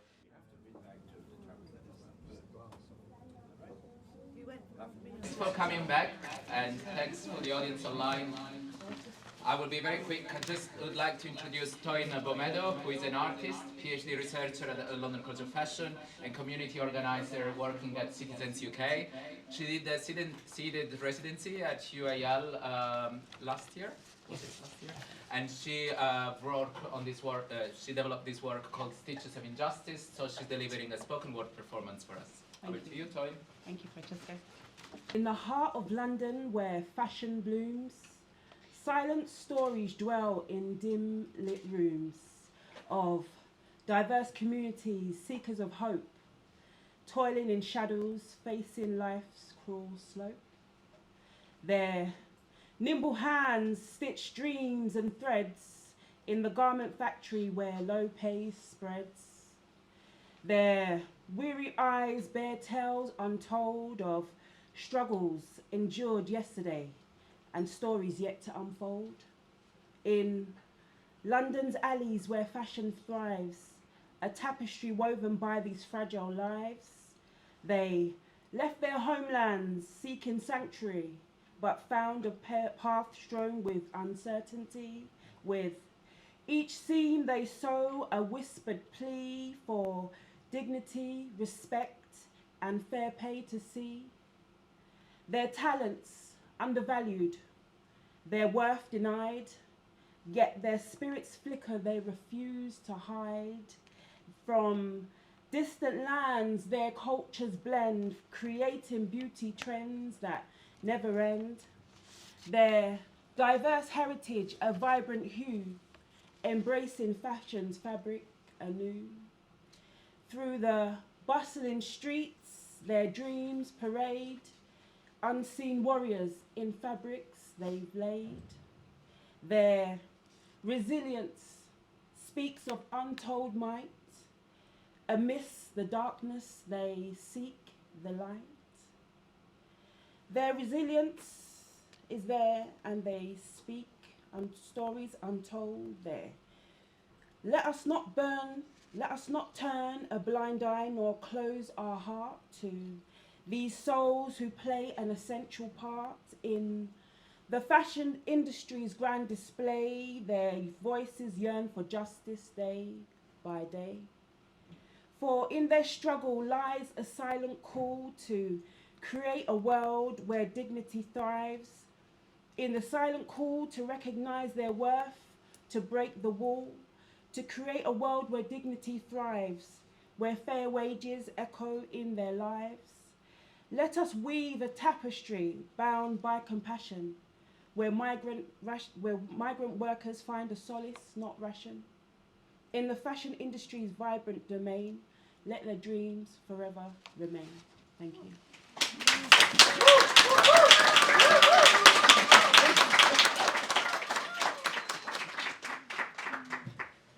This is amazing. Thanks, Toyin. So grateful for this. It was very meaningful. So I will pass the floor to Ciara Barry, who will chair the second panel on advocacy and policy, and will introduce the panelists. I will just introduce Ciara, who is a labour rights researcher and campaigner in the garment sector with a particular focus on living wages. She strives for workers' justice and not charity. Ciara is passionate about intersectional labour and environmental rights advocacy, especially with vulnerable and hard-to-reach workers, including refugees, home workers, migrants and seasonal workers, and informal workers. Ciara is currently working for Fashion Revolution as policy and campaigns manager, and for UNHCR for a project called Made 51 to promote the economic inclusion of refugees in the global values chains. She's also associate lecturer and visiting practitioner at London College of Fashion, UAL. Okay, great. So thank you so much, Francesca. I think it was such an honour to be part of this, as a participant of the Fashion and Refugee Roundtable, and I'm really thrilled to be here with these three as well. I think we've got a really amazing panel tonight. And I think it's really important when we look at the advocacy and the policy side of it, I think dive into the report for the recommendations. But there's also, I'm really looking forward to a discussion on both the barriers to good work for refugees in the UK fashion industry, as well as some of the recommendations that we can put forward in order to kind of get further with this justice-led work. So I think for me, what really stood out as part of this process, you spoke, Francesco, about it being participatory, but the fact that refugee lived experience was really at the centre of these policy recommendations. I think as researchers, it's something that we talk a lot about. It's quite hard to do unless you're very intentional about it. So yeah, that's something that I really valued from it. So I'm going to start by introducing some of our panellists. So I'll start with you, Froi, because you're top of my page. So Froi is a lead organiser at Citizens UK and leads their North London team and a national team campaigning for better pathways to citizenship. He's organised and trained teams successfully negotiate with Amazon, BT Sport, Hackney Council and the NHS for laptops during COVID-19, for work programmes for young people and migrants, and a real living wage and better mental health services. Froi has led partnerships with Nesta and University of Arts London, and he holds dual British-Filipino nationality. So, thank you, Froi. We don't have Katherine, so I'll skip there. But next we have Ben, who has extensive experience as a dedicated advocate for refugee empowerment, with over 15 years of experience working closely with refugees and asylum seekers through organisations including British Red Cross. Ben has honed his expertise in managing and developing creative programmes that help individuals with feeling more confident and welcome in their new community. So in addition to his current role at Waltham Forest Council, where he is managing the borough's sanctuary strategy, Ben is also co-director at a programme called I Speak Football that supports recently arrived refugees and asylum seekers with learning English and building a sense of community through sport.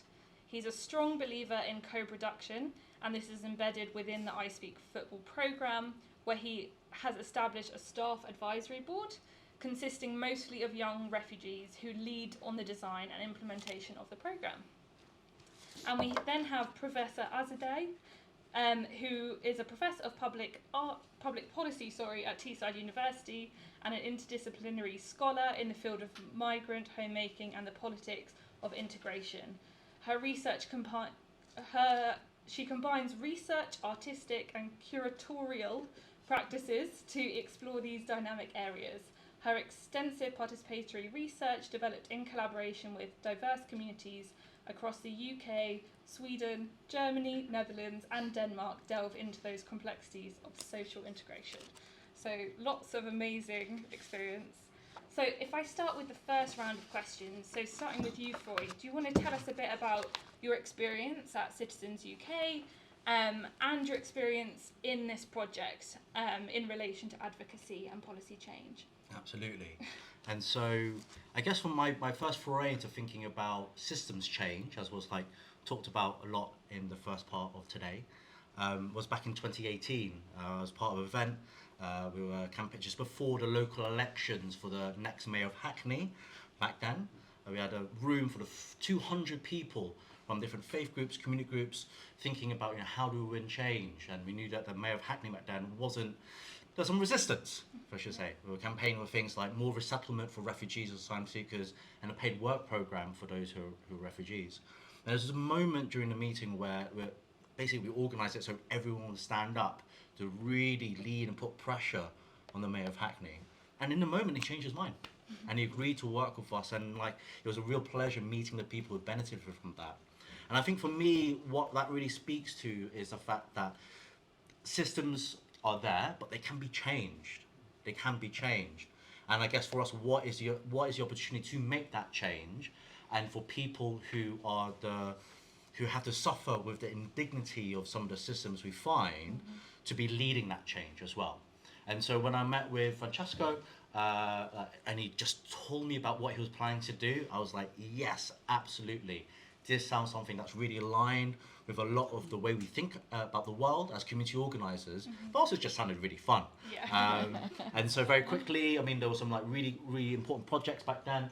This was back last year during the illegal immigration bill, and us outside Houses of Parliament with some of there's a crowd of about 200-300 people behind, and some of the posters and flags that were made by some of the UAL staff and students. Sadly, we lost that. We were campaigning against child detention. We lost by 8 votes in the House of Lords, which was really sad. But now with this new Labour government, I think that's a really big opportunity. And so thinking about the stories coming up from the participants, thinking about, well, actually, what is the direction we want to move into? And for them, just the real sense of frustration that they can't provide for themselves. They have to suffer the indignity of not being able to take their children to school, to be able to go to the doctors, and just really simple things like that. Many asylum seekers today have to survive on £8 a week. I know, yeah. That's just not survivable. Yeah. And so really thinking about asylum seekers' right to work, thinking about when they get their status, how they can provide for work, was something that really came out in what we call our listening campaigns and led to some of the policies that we're advocating today. And so just really excited to have been part of this project, but also to met the people who are leading from the front and seeing them develop in confidence, both through their artistic sense, but also thinking about them as political people as well. Yeah, fantastic. If you just go back a couple of slides, Francesco, sorry, was that a UNHCR refugee tent that Yes. that dress was made of? Wow, that's amazing. So that's made by one of Francesco's colleagues, Helen Story, at LCF. When I saw that, I was like, yes, really we need to powerful, bring that to the day. Okay, great. Thank you so much. And then moving on to you, Ben. Based on your experience at Waltham Forest, how has the council developed in delivering the Borough of Sanctuary framework? So tell us about that. What is a Borough of Sanctuary? Yes. And what is the role for local authorities to work on the issues we're talking about? Obviously that's where I met Francesco. So Francesco's actually on our sort of Borough of Sanctuary steering group. Just to give you a little bit of a background. So obviously the Borough of Sanctuary, and Sanctuary itself is all about, obviously, as you could imagine, being inclusive, finding opportunities for refugees and asylum seekers to really have a voice in what happens, but empowering them in a number of different ways, whether it's sort of accessing employment, education, training, volunteering, all of those kind of opportunities, and really trying to sort of spread the word and raise awareness about the sort of injustices that refugees and asylum seekers face, a little bit like what you said about asylum seekers and what they get per week, which is obviously extremely low. But I mean, even if you're a sort of refugee, it's extremely hard to sort of access work, and we need to sort of think about ways of improving that. But so Sanctuary is awarded by the City of Sanctuary, so obviously they will sort of assess what kind of work is going into making a sort of borough, for example, a place of sanctuary. Are there opportunities for schools to think about being more inclusive, finding ways of empowering their students to sort of express themselves, but also providing a welcoming environment for students? So that, that would include, things like having a buddying system at schools, or, for example, having a real sort of focus on sort of refugee rights, like maybe it's like having a sort of book month around refugees, that kind of thing, focusing on Refugee Week, so little elements like that which are really important. And I think for the Borough of Sanctuary, I mean, what we've been sort of working towards, and each borough will do things differently. So I think you've got at least 6 or 7 boroughs within London who are already sort of boroughs of sanctuary. Okay. But they will do it in a specific way. So ours is, we have it's called a Spock service. It sounds a little bit Star Wars-esque or something like that. But it's actually a single point of contact. So it's actually a Star Trek. Sorry, yes. Yep, no, you're right. But so it's a single point of contact where refugees and migrants can access support, whether it's accessing education, accessing employment, accessing training, volunteering, all of those kind of things, which I think is really essential, particularly as, a lot of these services that they try to use aren't really able to communicate to them properly, whether there's a lack of interpreting, there's a lack of cultural understanding, there are a number of different barriers which stop people from accessing services. So Spock is one area that we've really focused on in terms of supporting refugees and migrants. Yeah.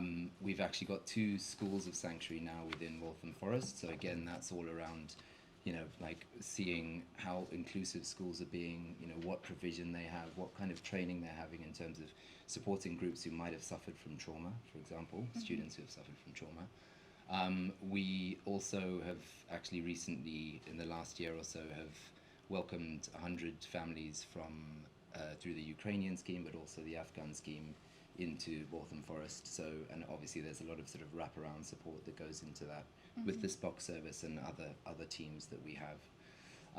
And the last one is just trying to, when we're talking about sort of, making things a lot more fair, thinking about like the sort of the work area, I think that's extremely important. So what we've tried to focus on, and what we're looking to do a lot more, is making sort of inclusive pathways for people into work. So trying to sort of like adjust some of the sort of job fairs that you have, which are obviously for native speakers, which are not, there's no sort of streamlining process, there are no simple ways for people to access work. So think about ways that we can sort of develop that with employers, for example. Great, all sounds so inclusive and participatory, and I think especially small things like having one point of contact is not a small thing, but that really helps. A lot of my research looks at like who slips through the cracks, and the most vulnerable communities that we can't reach, hard to reach populations, and I think structures like that are really good at making sure that people are not lost through signposting and other things. It makes a big difference. And great, and moving on to you, Azadeh, can you tell me a bit about your research and your artistic practice in political science and migration, and what role do you think art has in advocacy and influencing policy change? Absolutely. I think many of my projects, similar to colleagues earlier, participatory research, and I think within the project that you can see here, nature-based integration, connecting communities within nature, we started our work with Home Office integration framework, the policy that was set, which enables but also limits access to greener spaces. So we started to look at how green and bluer spaces can bring long-term residents, newcomers, migrants, and environment together in a way.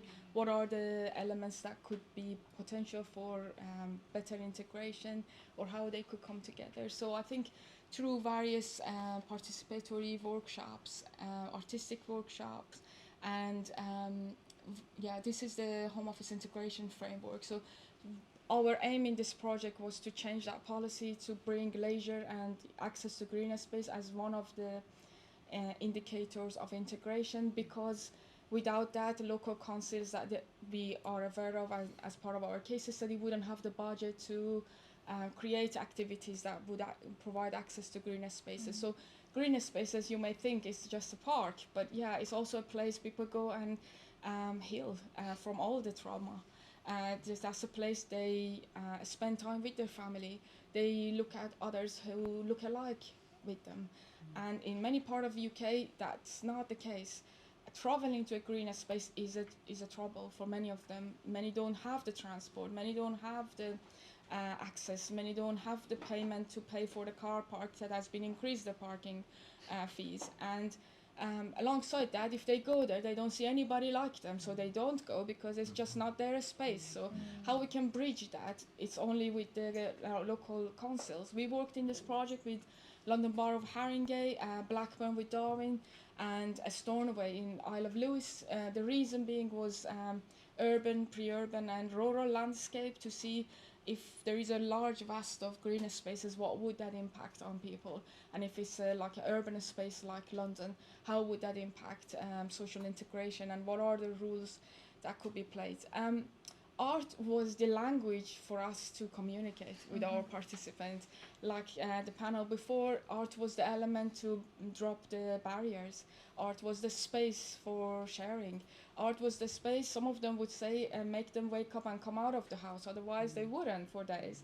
So art was the enabler in this project. For us was fun because we could make together, we could experiment, we could learn from them. Many herbal leaves and medical herbs that they found, they told us, we didn't even know about. So this became a story of learning for us as our research team, but also with them through the process.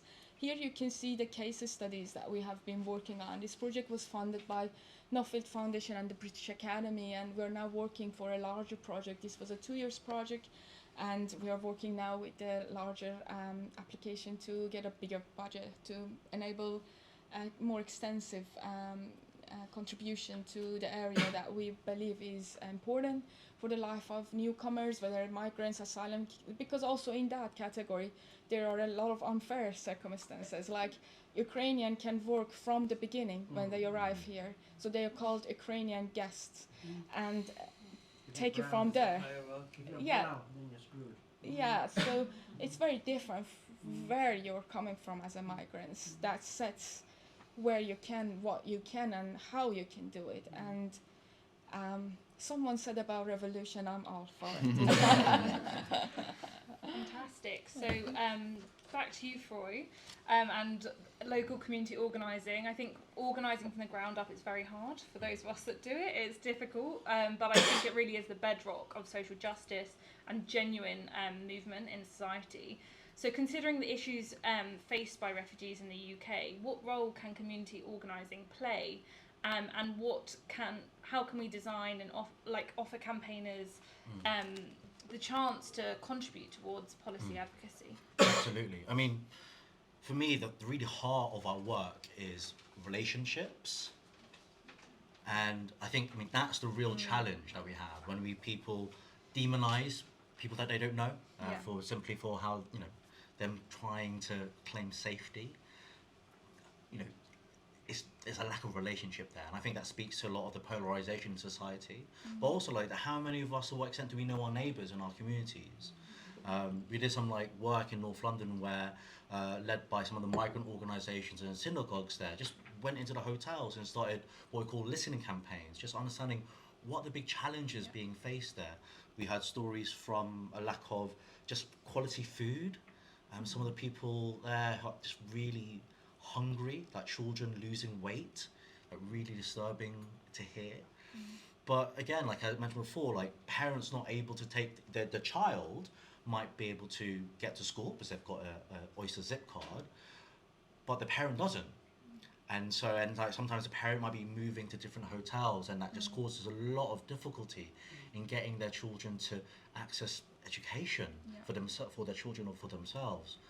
And really, the importance of kind of what I've found from doing this work is just the importance of relationships. Thinking about relationships with your neighbours, relationships between organisations. Lots of organisations have a sympathy towards the plight of asylum seekers and refugees, but to what extent are they working with each other? I think that's the real critical thing that I think that our politics faces day to day. I think it's really easy for us to feel very isolated in our bubble. But if you take any road within London and within this great city, and you just go to all the organisations there, you'll find just a lot of connection. Like people like agree on quite a lot. In particular, like when it comes to issues around asylum refugees, because they face it. They face it, where the local faith groups, community groups. And so I think for me, that's the big challenge of today. You know, are we able to dedicate time to build relationships with each other for those who we don't know, and thinking about, well, actually, what can we do together?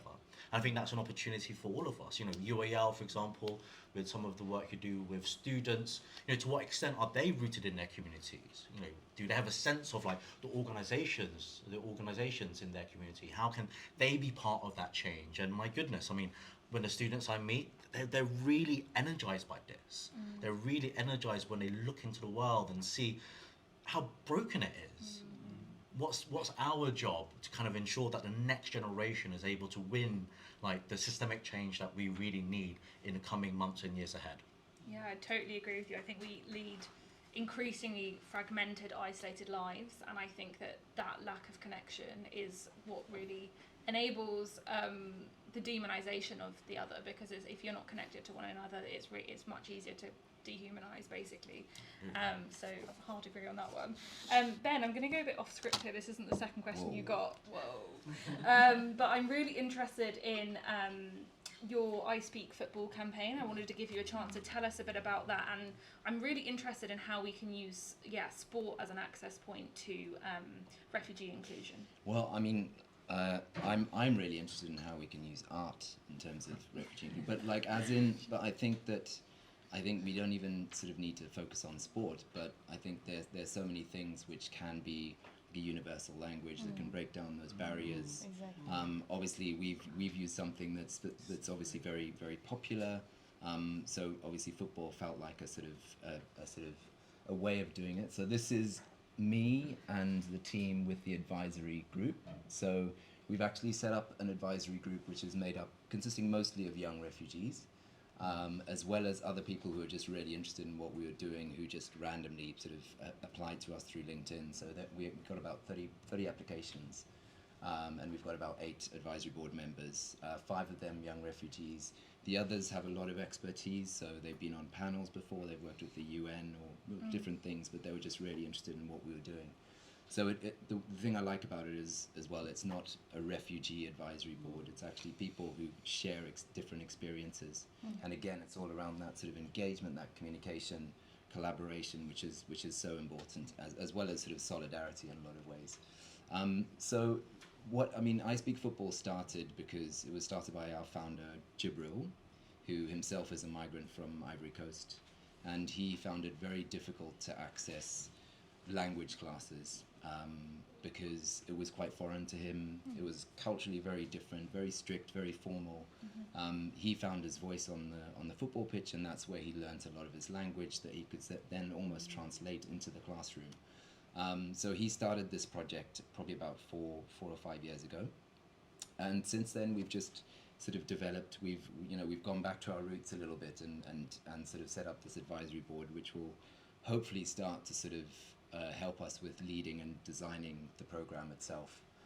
So we're hoping that some of these guys and girls will become, whether it's like football coaches with us or run some of the events. One of them is already the co-chair of the advisory board. So it's a real way of sort of helping them with like progressing, like adjusting to their sort of new living environment. A lot of them obviously still face extreme hardships.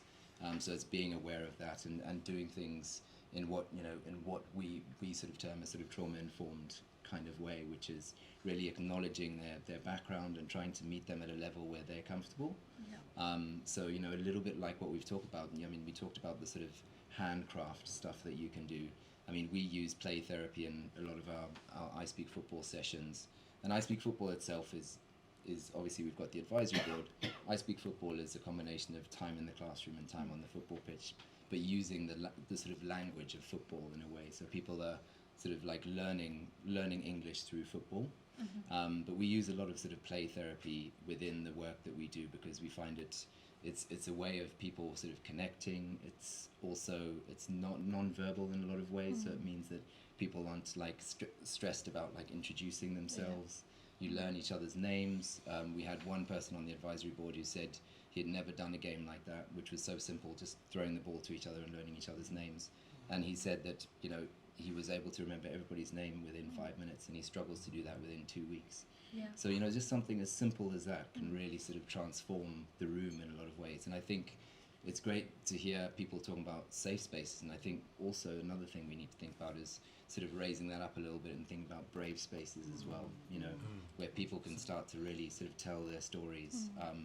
And that's what we're really trying to do. So at the moment, we're sort of allowing people to sort of take the platform on our LinkedIn pages, like promoting the work that we're doing, profiles of each of the advisory board members who are happy or comfortable to sort of tell their story, which I think is really important as well. Fantastic. Sounds great. And coming back to artists and designers now, how can artists and designers go about developing skills and mindsets that will help develop, you know, the policy recommendations in this paper? So good work for refugees. How can designers and artists, think about what kind of mindsets do you think they need to use to stand in solidarity with those issues? Absolutely. I think it's got a sort of multi-layered issue. So I think within our work, we really our project was under the umbrella of understanding communities. So we were in a mission to find out the voices that were not usually captured, the individuals who wouldn't walk through the parks, that they would be able to complete a survey.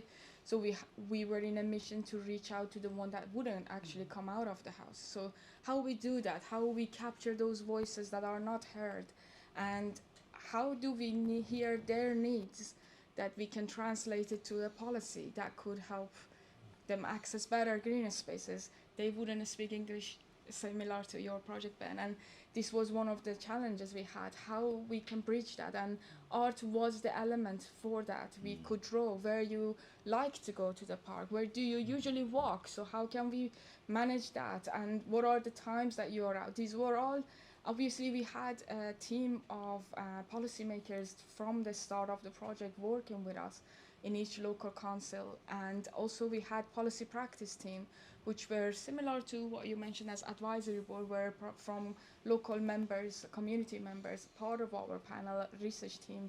We trained them for 2 weeks, various ethics and research data gathering, which must be very boring for everyone. And so I think it was really to embed the idea of policy making from the beginning, from the outset of thinking through the project, planning the project, and considering what could be someone's need who cannot even speak the language we are commonly sharing here. What are the other languages that can become a space of sharing? What are the elements that could make them more comfortable to share with us?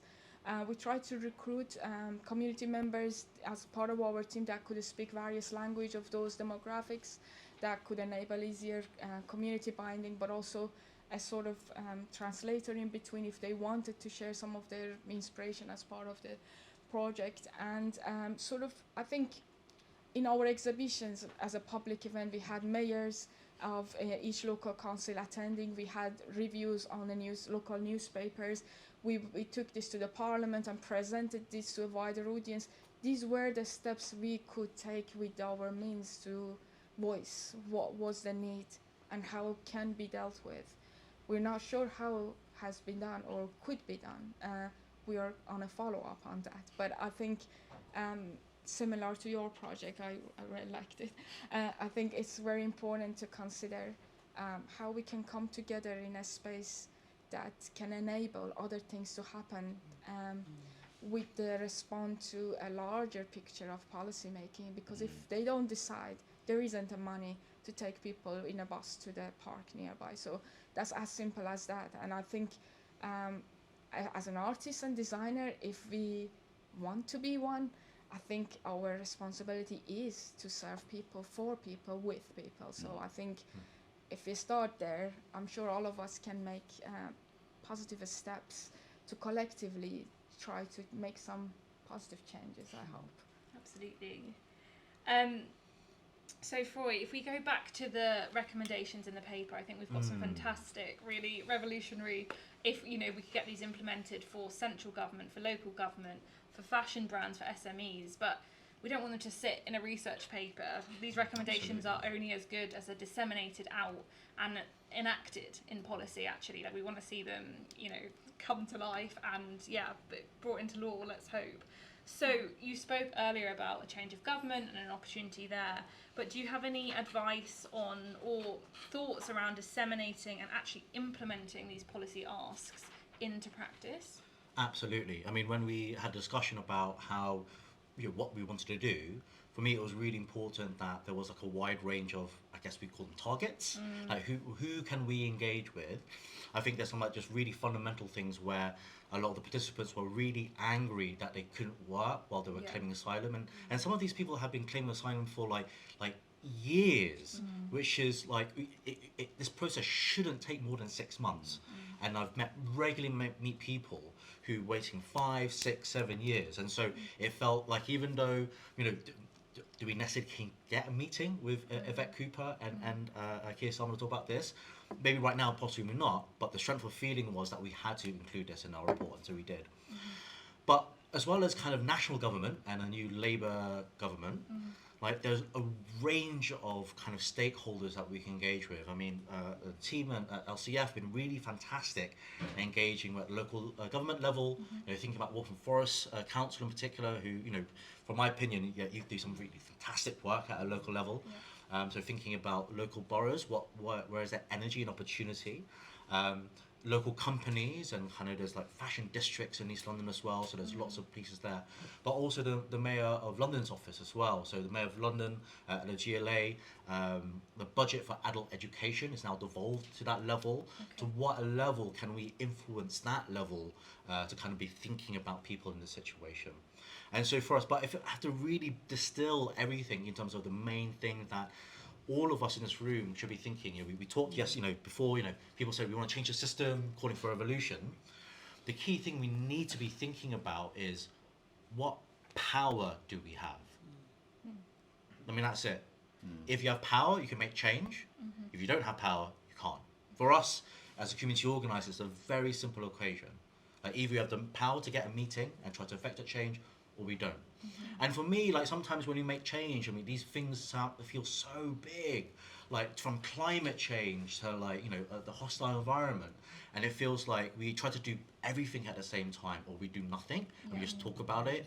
We go to the march, we go on social media, but then we go home. But it doesn't need to be this kind of this polarity. There, if you build a team of 10 people, you could do something at a local level. And I think that's the main message, I think, as community organisers, we really, really push. Can you build a team? Can you build a team of people? Can you build a team of organisations, as we do at Citizens UK? And I think by then, like, you can begin to think about, well, maybe we can't meet with the Prime Minister, but maybe you can meet with the local councillor or the leader of my local council. And I think definitely with this project, I mean, with my colleagues who are working in East London, both in Waltham Forest, Newham and in Hackney, there's some really excitement. Lots of people are already talking about employment for refugees, and so I'm really excited about how this project will transition from a research project to something actually to a live campaign where these asks won't be just put on a shelf like this to gather dust, but actually will be put in front of a table. Like, we want to work with you to see this being delivered.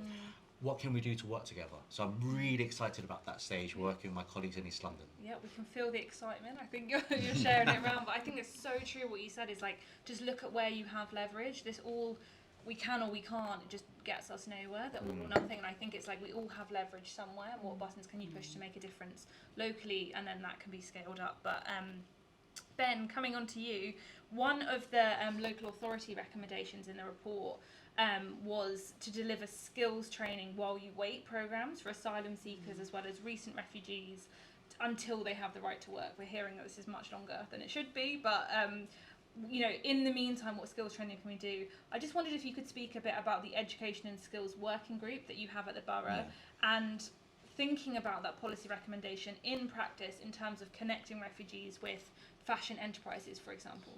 Yeah, I mean, that was exactly what I was going to say. Connecting refugees to fashion enterprises. But no, I think I think there are a number of different elements. So I think within education and, you know, within the sort of the adult education budget, it's worth knowing, and obviously we do a lot of research into what residents, refugees and asylum seekers are able to access. And obviously we've supported a number of asylum seekers with accessing courses that go beyond just purely English. So, you know, whether it's sort of getting into health and social care or, you know, accounting, bookkeeping. So there are a number of courses that people can do to sort of start to get those skills, even when they're waiting as an asylum seeker. I think we definitely need to do more, and particularly sort of looking at areas where there is a need. So, you know, for example, we've been working with employers and businesses, as well as the sort of adult learning service in Waltham Forest, to try and deliver bespoke language classes that are aimed at a particular industry. So, for example, getting people into sort of construction work who probably have a background or experience of doing that kind of work, helping them with gaining the sort of qualifications that they need to get into that work. Or, you know, it could be something around fashion, the same kind of thing, where you sort of tailor make a class that can sort of help people with learning English, whilst at the same time helping them sort of learn sort of like fashion industry words or vocabulary, those kind of things. So, like really sort of hands-on training, which I think is really important. So I think those are some of the sort of the key issues. And I think another thing is obviously really looking at how we can make sure that everyone is able to access education. That's obviously a key element of it. I think that there are a lot of boroughs in the UK, in London, who are not boroughs of sanctuary, have not reached that level where they're actually able to sort of specialise in a service where they support people with accessing education. And it's extremely difficult if you go to the job centre and try and ask somebody how you can go to college, because they're not going to help you with that. They're just going to say, I'm sorry, but all we can help you with is your benefits, your work. So I think it's really about trying to use the knowledge that we have to support people into education. And I think obviously within Waltham Forest we've been able to, I think we've got a sort of succession rate of about 75% of getting students, prospective students into colleges, which is sort of almost double that of the sort of national average, which is, I think, really important. And I think it's all about sort of embedding that, using the knowledge that we have within Waltham Forest to support other boroughs, but other boroughs are doing things a lot better than us. So, you know, I think it's all about sharing that knowledge and like you said, sort of really sort of engaging with other groups who are doing things well. We could learn a lot in Waltham Forest about how to run job fairs, for example, because there are a number of other boroughs who are doing that much better than we are. So there's a lot to learn, but I think, you know, in terms of education and skills, you know, it's definitely about sort of embedding that, allowing the maximum amount of people to sort of access education. And when you reach out to industry, say you mentioned the fashion industry, but also the construction industry, is there appetite from who you're speaking to help you with, these are the terms I need to know, these are the sorts of skills and language? So yeah, I mean, so I think, so we've got an employment team who work with businesses, and the businesses are very keen to recruit. I think the point is getting the numbers that we need to sort of actually start a course. So there's the potential to start a sort of a construction course, which would allow people to get those qualifications to then go on and work. But I think it's it's having that bridge, because often, you know, if an individual is going to an employer, it's just that much more difficult. So like finding those pathways in terms of like streamlining the process is going to be the way forward in terms of accessing work. Very impactful as well, if you can get that right. And Azadeh, I was thinking a lot about, so I do a lot of living wage campaigning in the fashion space, and I think because poverty pay affects fashion workers all over the world, including UK garment workers and other areas of fashion. There's a lot of unpaid internships in fashion and a lot of exploitation going on. So of course, when we look at these policy recommendations, we want more jobs, we want people to have access jobs, but it's also about the right kind of jobs. It's not just jobs for job's sake, it's work that is decent and fair. So when you think about design researchers kind of setting up alternatives, means of connecting refugees with fashion apprentices, how can we do that in a way that challenges this kind of exploitative nature of a lot of the work in the fashion industry? How can we make sure that we are pushing the dial on getting refugees into the UK fashion industry, but also making those jobs fair and decent. Big question, I know. Yeah, I'm not sure how, really. So I can contribute as much as I can, but I'm not sure I'm the right person to answer that. I think within the last panel, we realized what are the gaps and how the energy and talents of individuals can contribute to creating a different culture in fashion. And I think one of the facilitators really generously described how this space was not just fashion as clothing, but as a culture, as a story. And I think to create that bridge between that being to enterprise, I'm not sure I'm the right person to connect those two.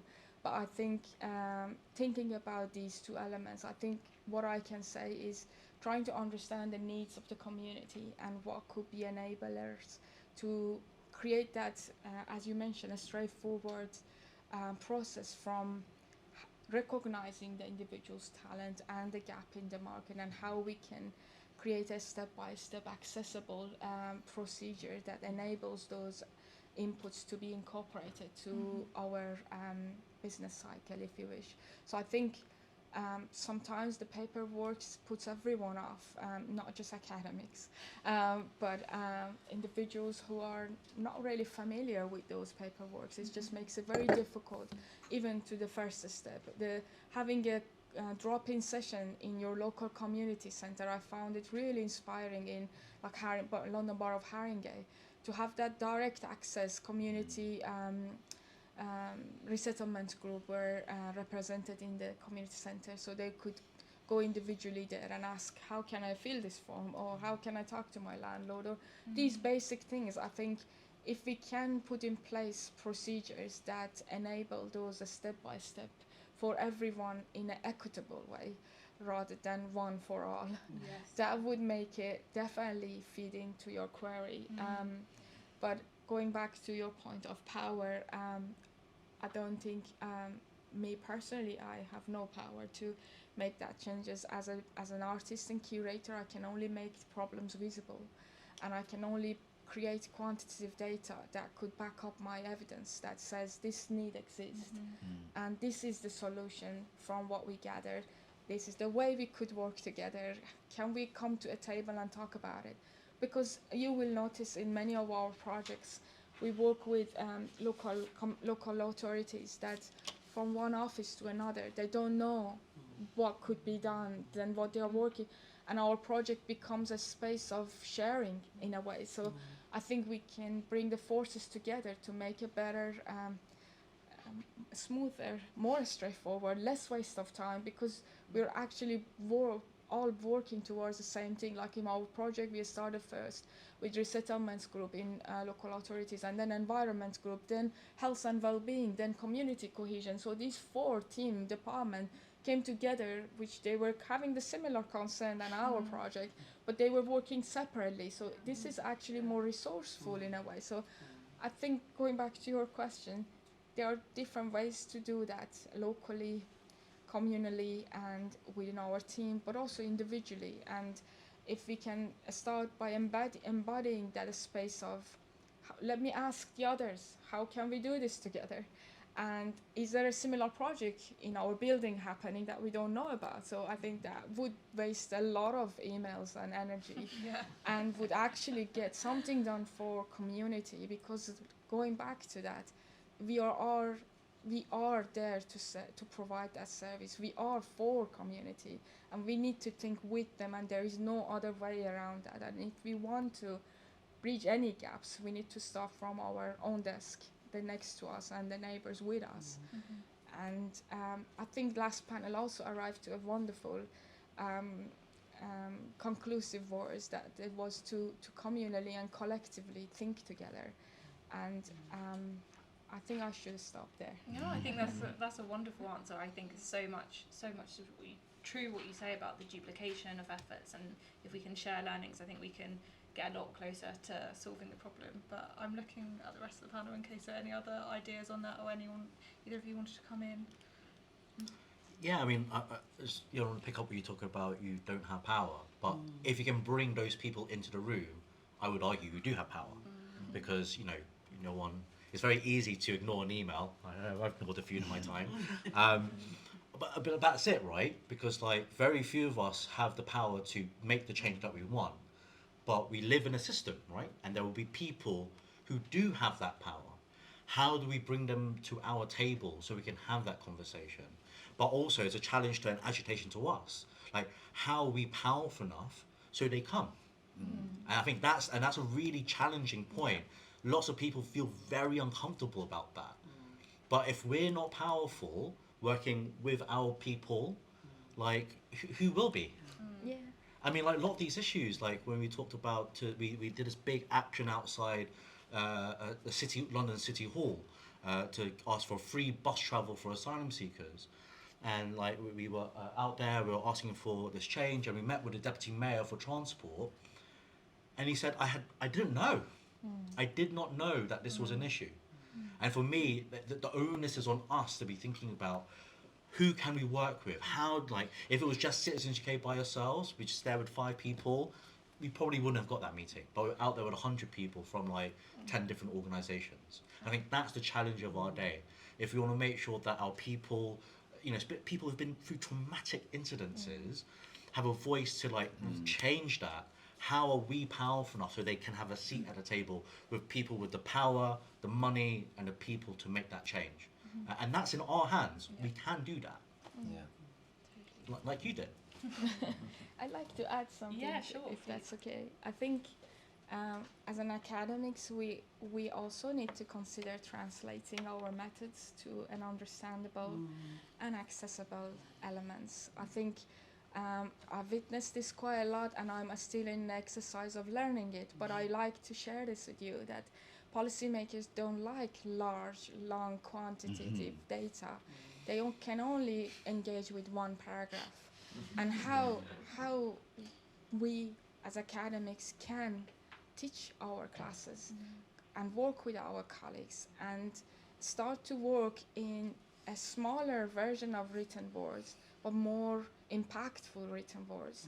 Doesn't have to be a large essay to make change. It has to summarize. We should be able to, as a group of educated academics, to turn it to a one paragraph that is understandable by everyone, accessible to all, and impactful. If we can practice that, I think our activities that are rich, incredibly rich, can faster turn to action, because otherwise, obviously for REF, we all produce this brilliant body of work, but it's not just that.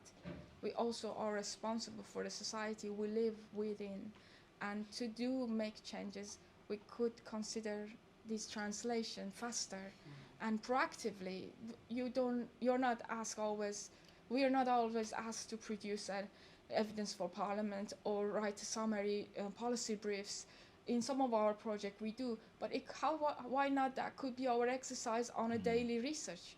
Why not to think immediately, okay, this is a 5,000 word essay. How can I turn it and translate it to a policymaker if I'm on a dinner table tonight and sitting next to one? It happens. You know it happens. So why not having it on hand and action it rather than waiting for someone to put time for it to be read and action it? Sorry. I just want to add to that, and I think there is something around transcending sectors in a lot of ways. So, what we've actually done is, because we want to make our work trauma informed, is we've reached out to a few people who have that kind of background, who are specialists in that kind of area, which is really important. But we've also reached out to academics who are specifically looking at, one academic is looking at sports and leisure activities and the effects that they can have on young refugees. So very specific, but she specifically looks at some of the sort of negative aspects that can happen within those kind of environments. So what we've done is actually now created a team who will look at doing some kind of training the trainers model, where we will look to support people within the industry, within football, within sort of a language provision, with understanding how to work with refugees and asylum seekers. So obviously we'll be on a panel who will be sort of doing that but using the Refugee Advisory Board with their experience to come in and actually lead on some of that training, which I think is so important. It's bringing different groups together, but maybe, you know, we could think about not just sort of talking about sort of grassroots football coaches, but bringing in clubs to sort of understand a little bit more about how it works, think about how that can sort of, as you say, just those little actions you can take can potentially sort of change sort of institutional racism within football. Not that it will. I think that it's going to take a lot of work for that, but issues like that, you know, I think starting small is what we can do, and that's where we should start. But thinking about how we can sort of reach out to sort of like transcending those sectors, so that there are other people who sort of bring a lot of other sort of expertise and knowledge. Totally. I feel like I'm taking it all in, what you've all said, but I would really speak to, if you do get to speak to policymakers, as few words as possible, bullet points. If you're emailing them, just really reducing it down. Something we do at Fashion Revolution is we bring out these big reports, but we challenge ourselves to what is it in one word, one phrase, one sentence, one paragraph. That's not our idea. I think we read that somewhere. So yeah, I don't know who to credit it, but I think challenge yourself really hones your messages, and I think it's really important if we want them to land. So finally, last round of questions. I was just going to love to finish with asking you all kind of a question on what next. So if you could wave a magic wand, what would you change? One thing would you change today to kind of unlock this decent work for refugees? So, you know, would it be an idea or more research or an action? If you just had one wish, what would it be for you to wish today? I'll start with you, Froi. That the work we built from this is so powerful enough that we get to meet with Yvette Cooper, and she says yes. I agree. Put it out We there should- for it. Yeah, I agree. Let's make this happen.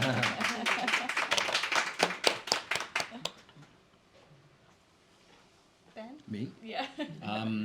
I think I think what this project has really sort of honed in on, which I think is excellent, is also, you know, and what I saw as I walked through the storytelling element of the work is so important. I think that, you know, and when I talked about like moving from safe spaces to brave spaces, I think there's a real need to think about how we can empower individuals from refugee, asylum-seeking backgrounds to really speak up and be heard. I think that's something that's going to really break down barriers and potentially reach people in powerful positions, because I think that's when things start to change. You know, I think that has to, you know, you have to sort of engage a lot with the local community. And I think, you know, from working in the sort of like the refugee sector for a long time, I know that there's an important with like creating these safe spaces, and we do create those safe spaces, but we also need to be brave about it. And I think, you know, that comes with, you know, just people being able to tell their stories, being able to use the skills that they have, and, you know, start to sort of really change things from within. So that's what I would wish for more storytelling. Absolutely. Changing hearts and minds. And Azadeh? So I think I echo both your suggestion, and I think I wish for recognition for participants and refugees and asylum seekers. That's my only wish, and that includes infrastructure in institutions that we can pay for their contribution. We can recognize their values as co-researchers. We can enable working with NGOs in the UK a smoother process, because I had a project in Sweden, Denmark, UK. The only NGOs that were present in my symposium were UK based, and we talked about why, because there was a gap that government couldn't cover, so NGOs are covering, but NGOs' problem was like, we can't sustain this. We are overworked. We are 5 people working day and night. We have 300 young asylum seekers taken care of. So I think for us as researchers in academic institute, which is quite a secure in if you compare it to NGOs operation, and unfortunately we are not designed for working with NGOs or communities. And if we actually want to work with communities, we should enable a easier collaboration, because it's so embarrassing when they are not paid. It's so embarrassing when a signature takes 3 weeks. It's so embarrassing when they're working their heart out, and we're just sitting there behind the desk, passing to the other one, like you have to describe the whole story again to get a signature. I mean, this could be easier. And if you're sitting here as part of managerial team in higher education, and if you can hear this, we beg you, please. This is really, if we individually longing for community contribution, we need your help. And without your help, we can't make that exchange, and we won't have the data that could actually make changes in the policy. So we need you, and you also need the money we bring in the projects in the university. So how about we all try to work in making the process smoother, and our community representatives can be recognized and can be paid, and their effort and time are valued, and a faster payment process, easier finances infrastructure to set them up. And I just need that, I think.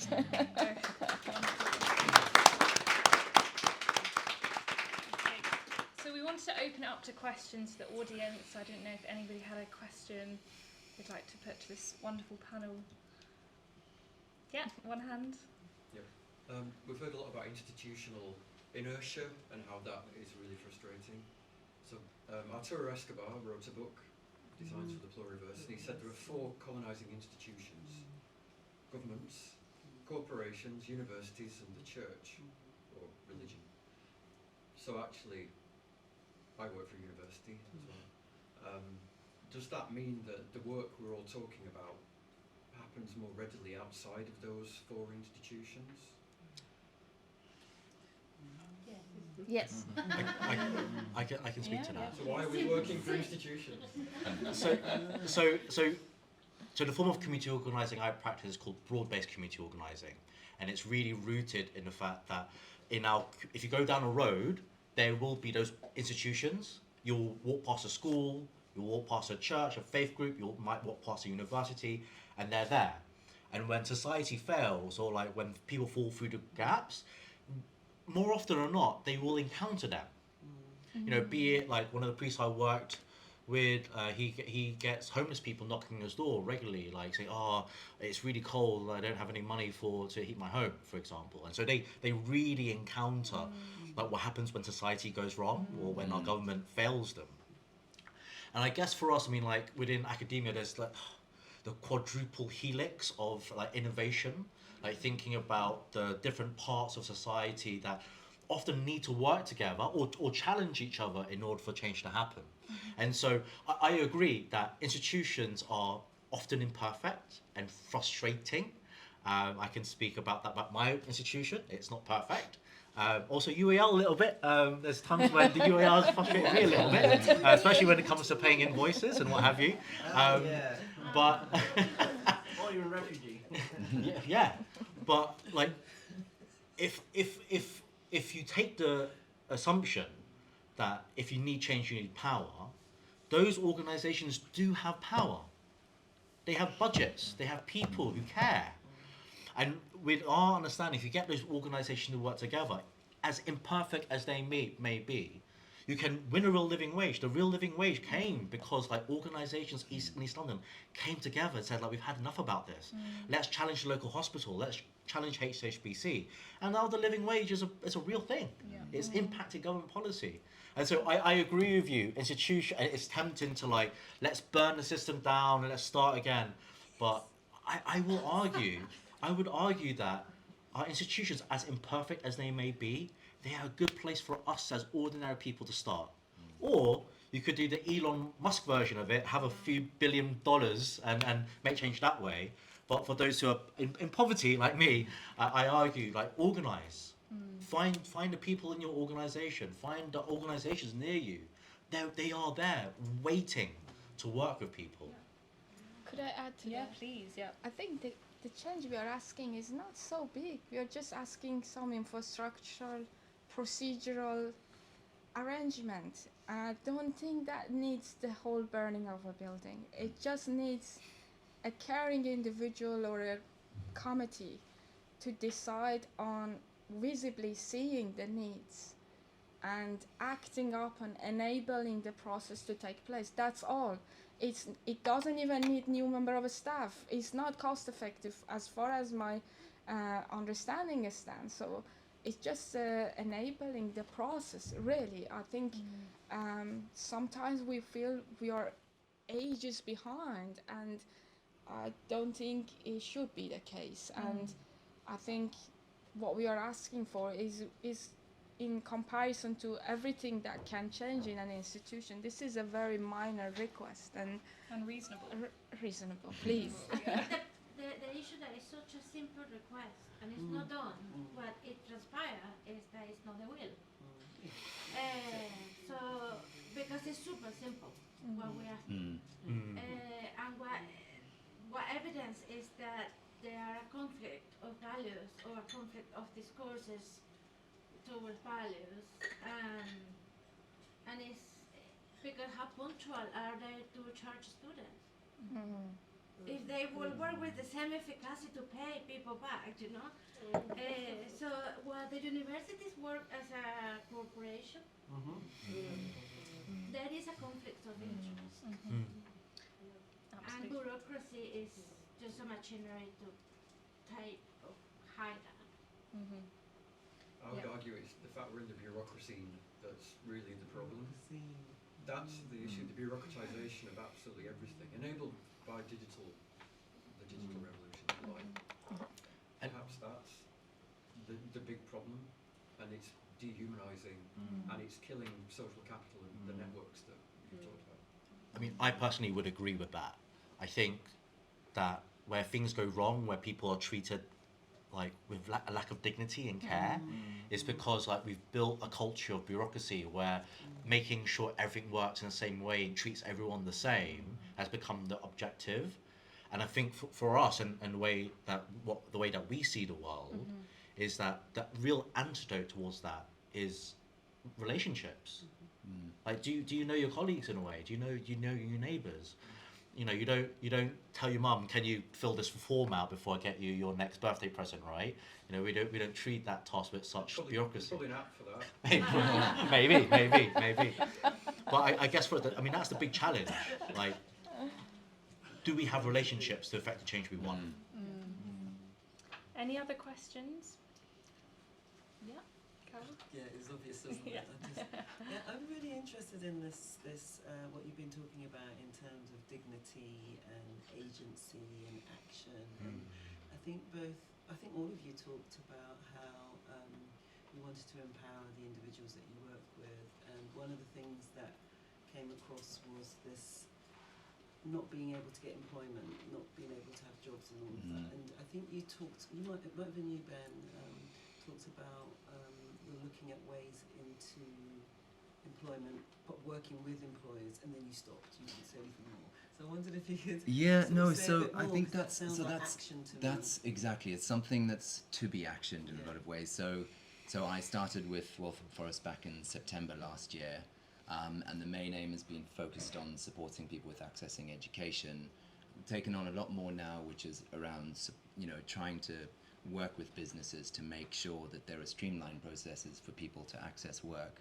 And I think, so for example, it's around networking, because there are a number of organizations who are doing amazing work. So there's Tent Partnership for Refugees, who are doing amazing work in terms of particularly focusing on employment for refugees. And so they run sort of job fairs in partnerships with local councils.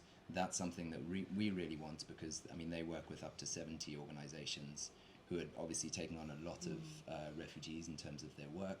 But it's a streamlined process, so it's a lot easier. You just sort of, you just click on a QR code and you get instant training, for example. So there are ways that you can make these things accessible. And I think what's really unfortunate at the moment is, I think also going back to this idea of like different teams, like within a council, for example, it's a bit of a behemoth, because it's a behemoth, should I say, because it's so difficult to know what other people are doing, but also to make sure that awareness and that knowledge is there. Say, for example, within the employment and business team, that refugees are allowed to work, but also what kind of professions we're looking to sort of get them into and how we can support them with that.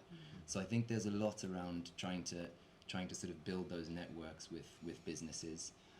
You know, there's some businesses or companies who are already sort of businesses of sanctuary. So Greg's in Newcastle, for example, are a sort of a company of sanctuary because they employ refugees on a regular basis. They offer training, all of those kind of things. So I think the more we can really sort of push this idea of sanctuary is really important, because it means that people are really thinking about what they're doing, how they're making their work much more accessible. So I think it's a very important thing in terms of pushing that forward quite a lot, as much as we can on a local level. Fantastic. I think that brings us to time. I've seen some signs up. Yeah, so thank you everyone so much for coming and for your questions. I think that wraps us up, and I'll pass over to Francesco. Thank you.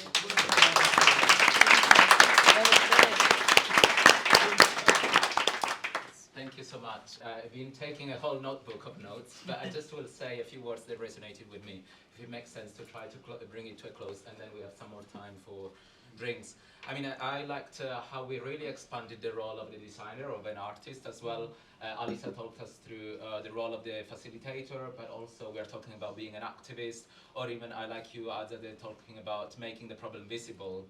And of course, the notion of the safe space where we started, and then I've seen this journey going towards the brave spaces, which definitely we need to embrace more.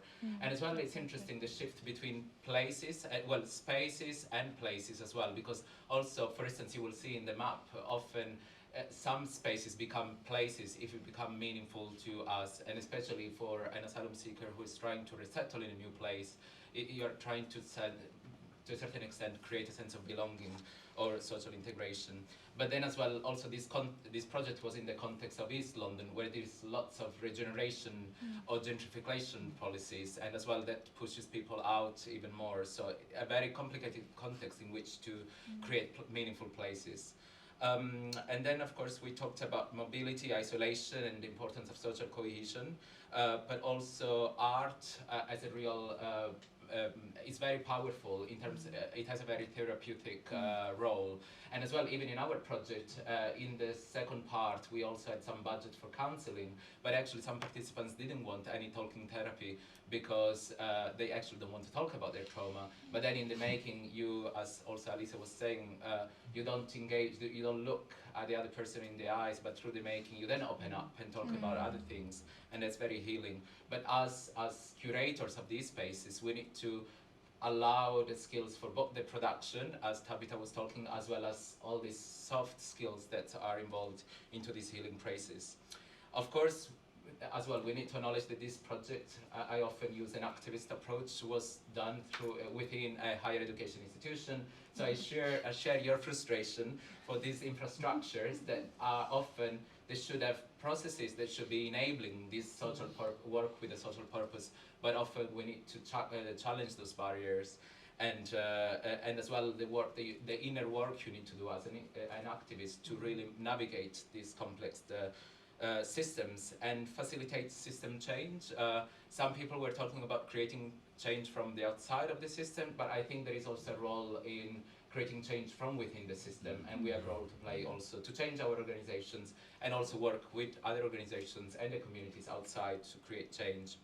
So I liked also this journey of power that was very present, especially in Froi's talk.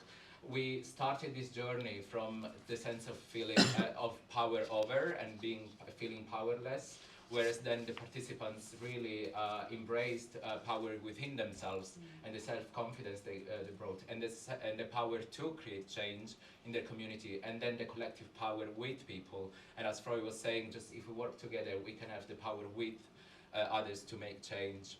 And as well, I totally agree with you, Azadeh, to make the richness of as academics, we can hold the complexity and the richness of this, but then, and of course, we are often very much embedded in the community, and we can collect these lived experiences that possibly policymakers don't. But then, of course, we need to make our work accessible, and of course, we need to shift from policy recommendations and from words towards actions and collective actions of care. I totally agree with the dehumanization and the bureaucracy as dehumanizing stories. And in fact, that's a bit of the work we've been doing also with Lucy Orta, with the Lifeline. That's about really making all these stories, visible what and also tangible what being vulnerable means and feels and looks like, and as well what it feels to be human, like also Seher says in the film. And then finally, I think in a way, I think this all discussion resonates to me in also expanding the role of fashion within this. Fashion, as we started, is a storytelling tool, as also Ben was saying, is a space to find yourself. We have one of the participants who says, I'm here to find myself, I'm here to find myself through this project, and also the shifting narratives.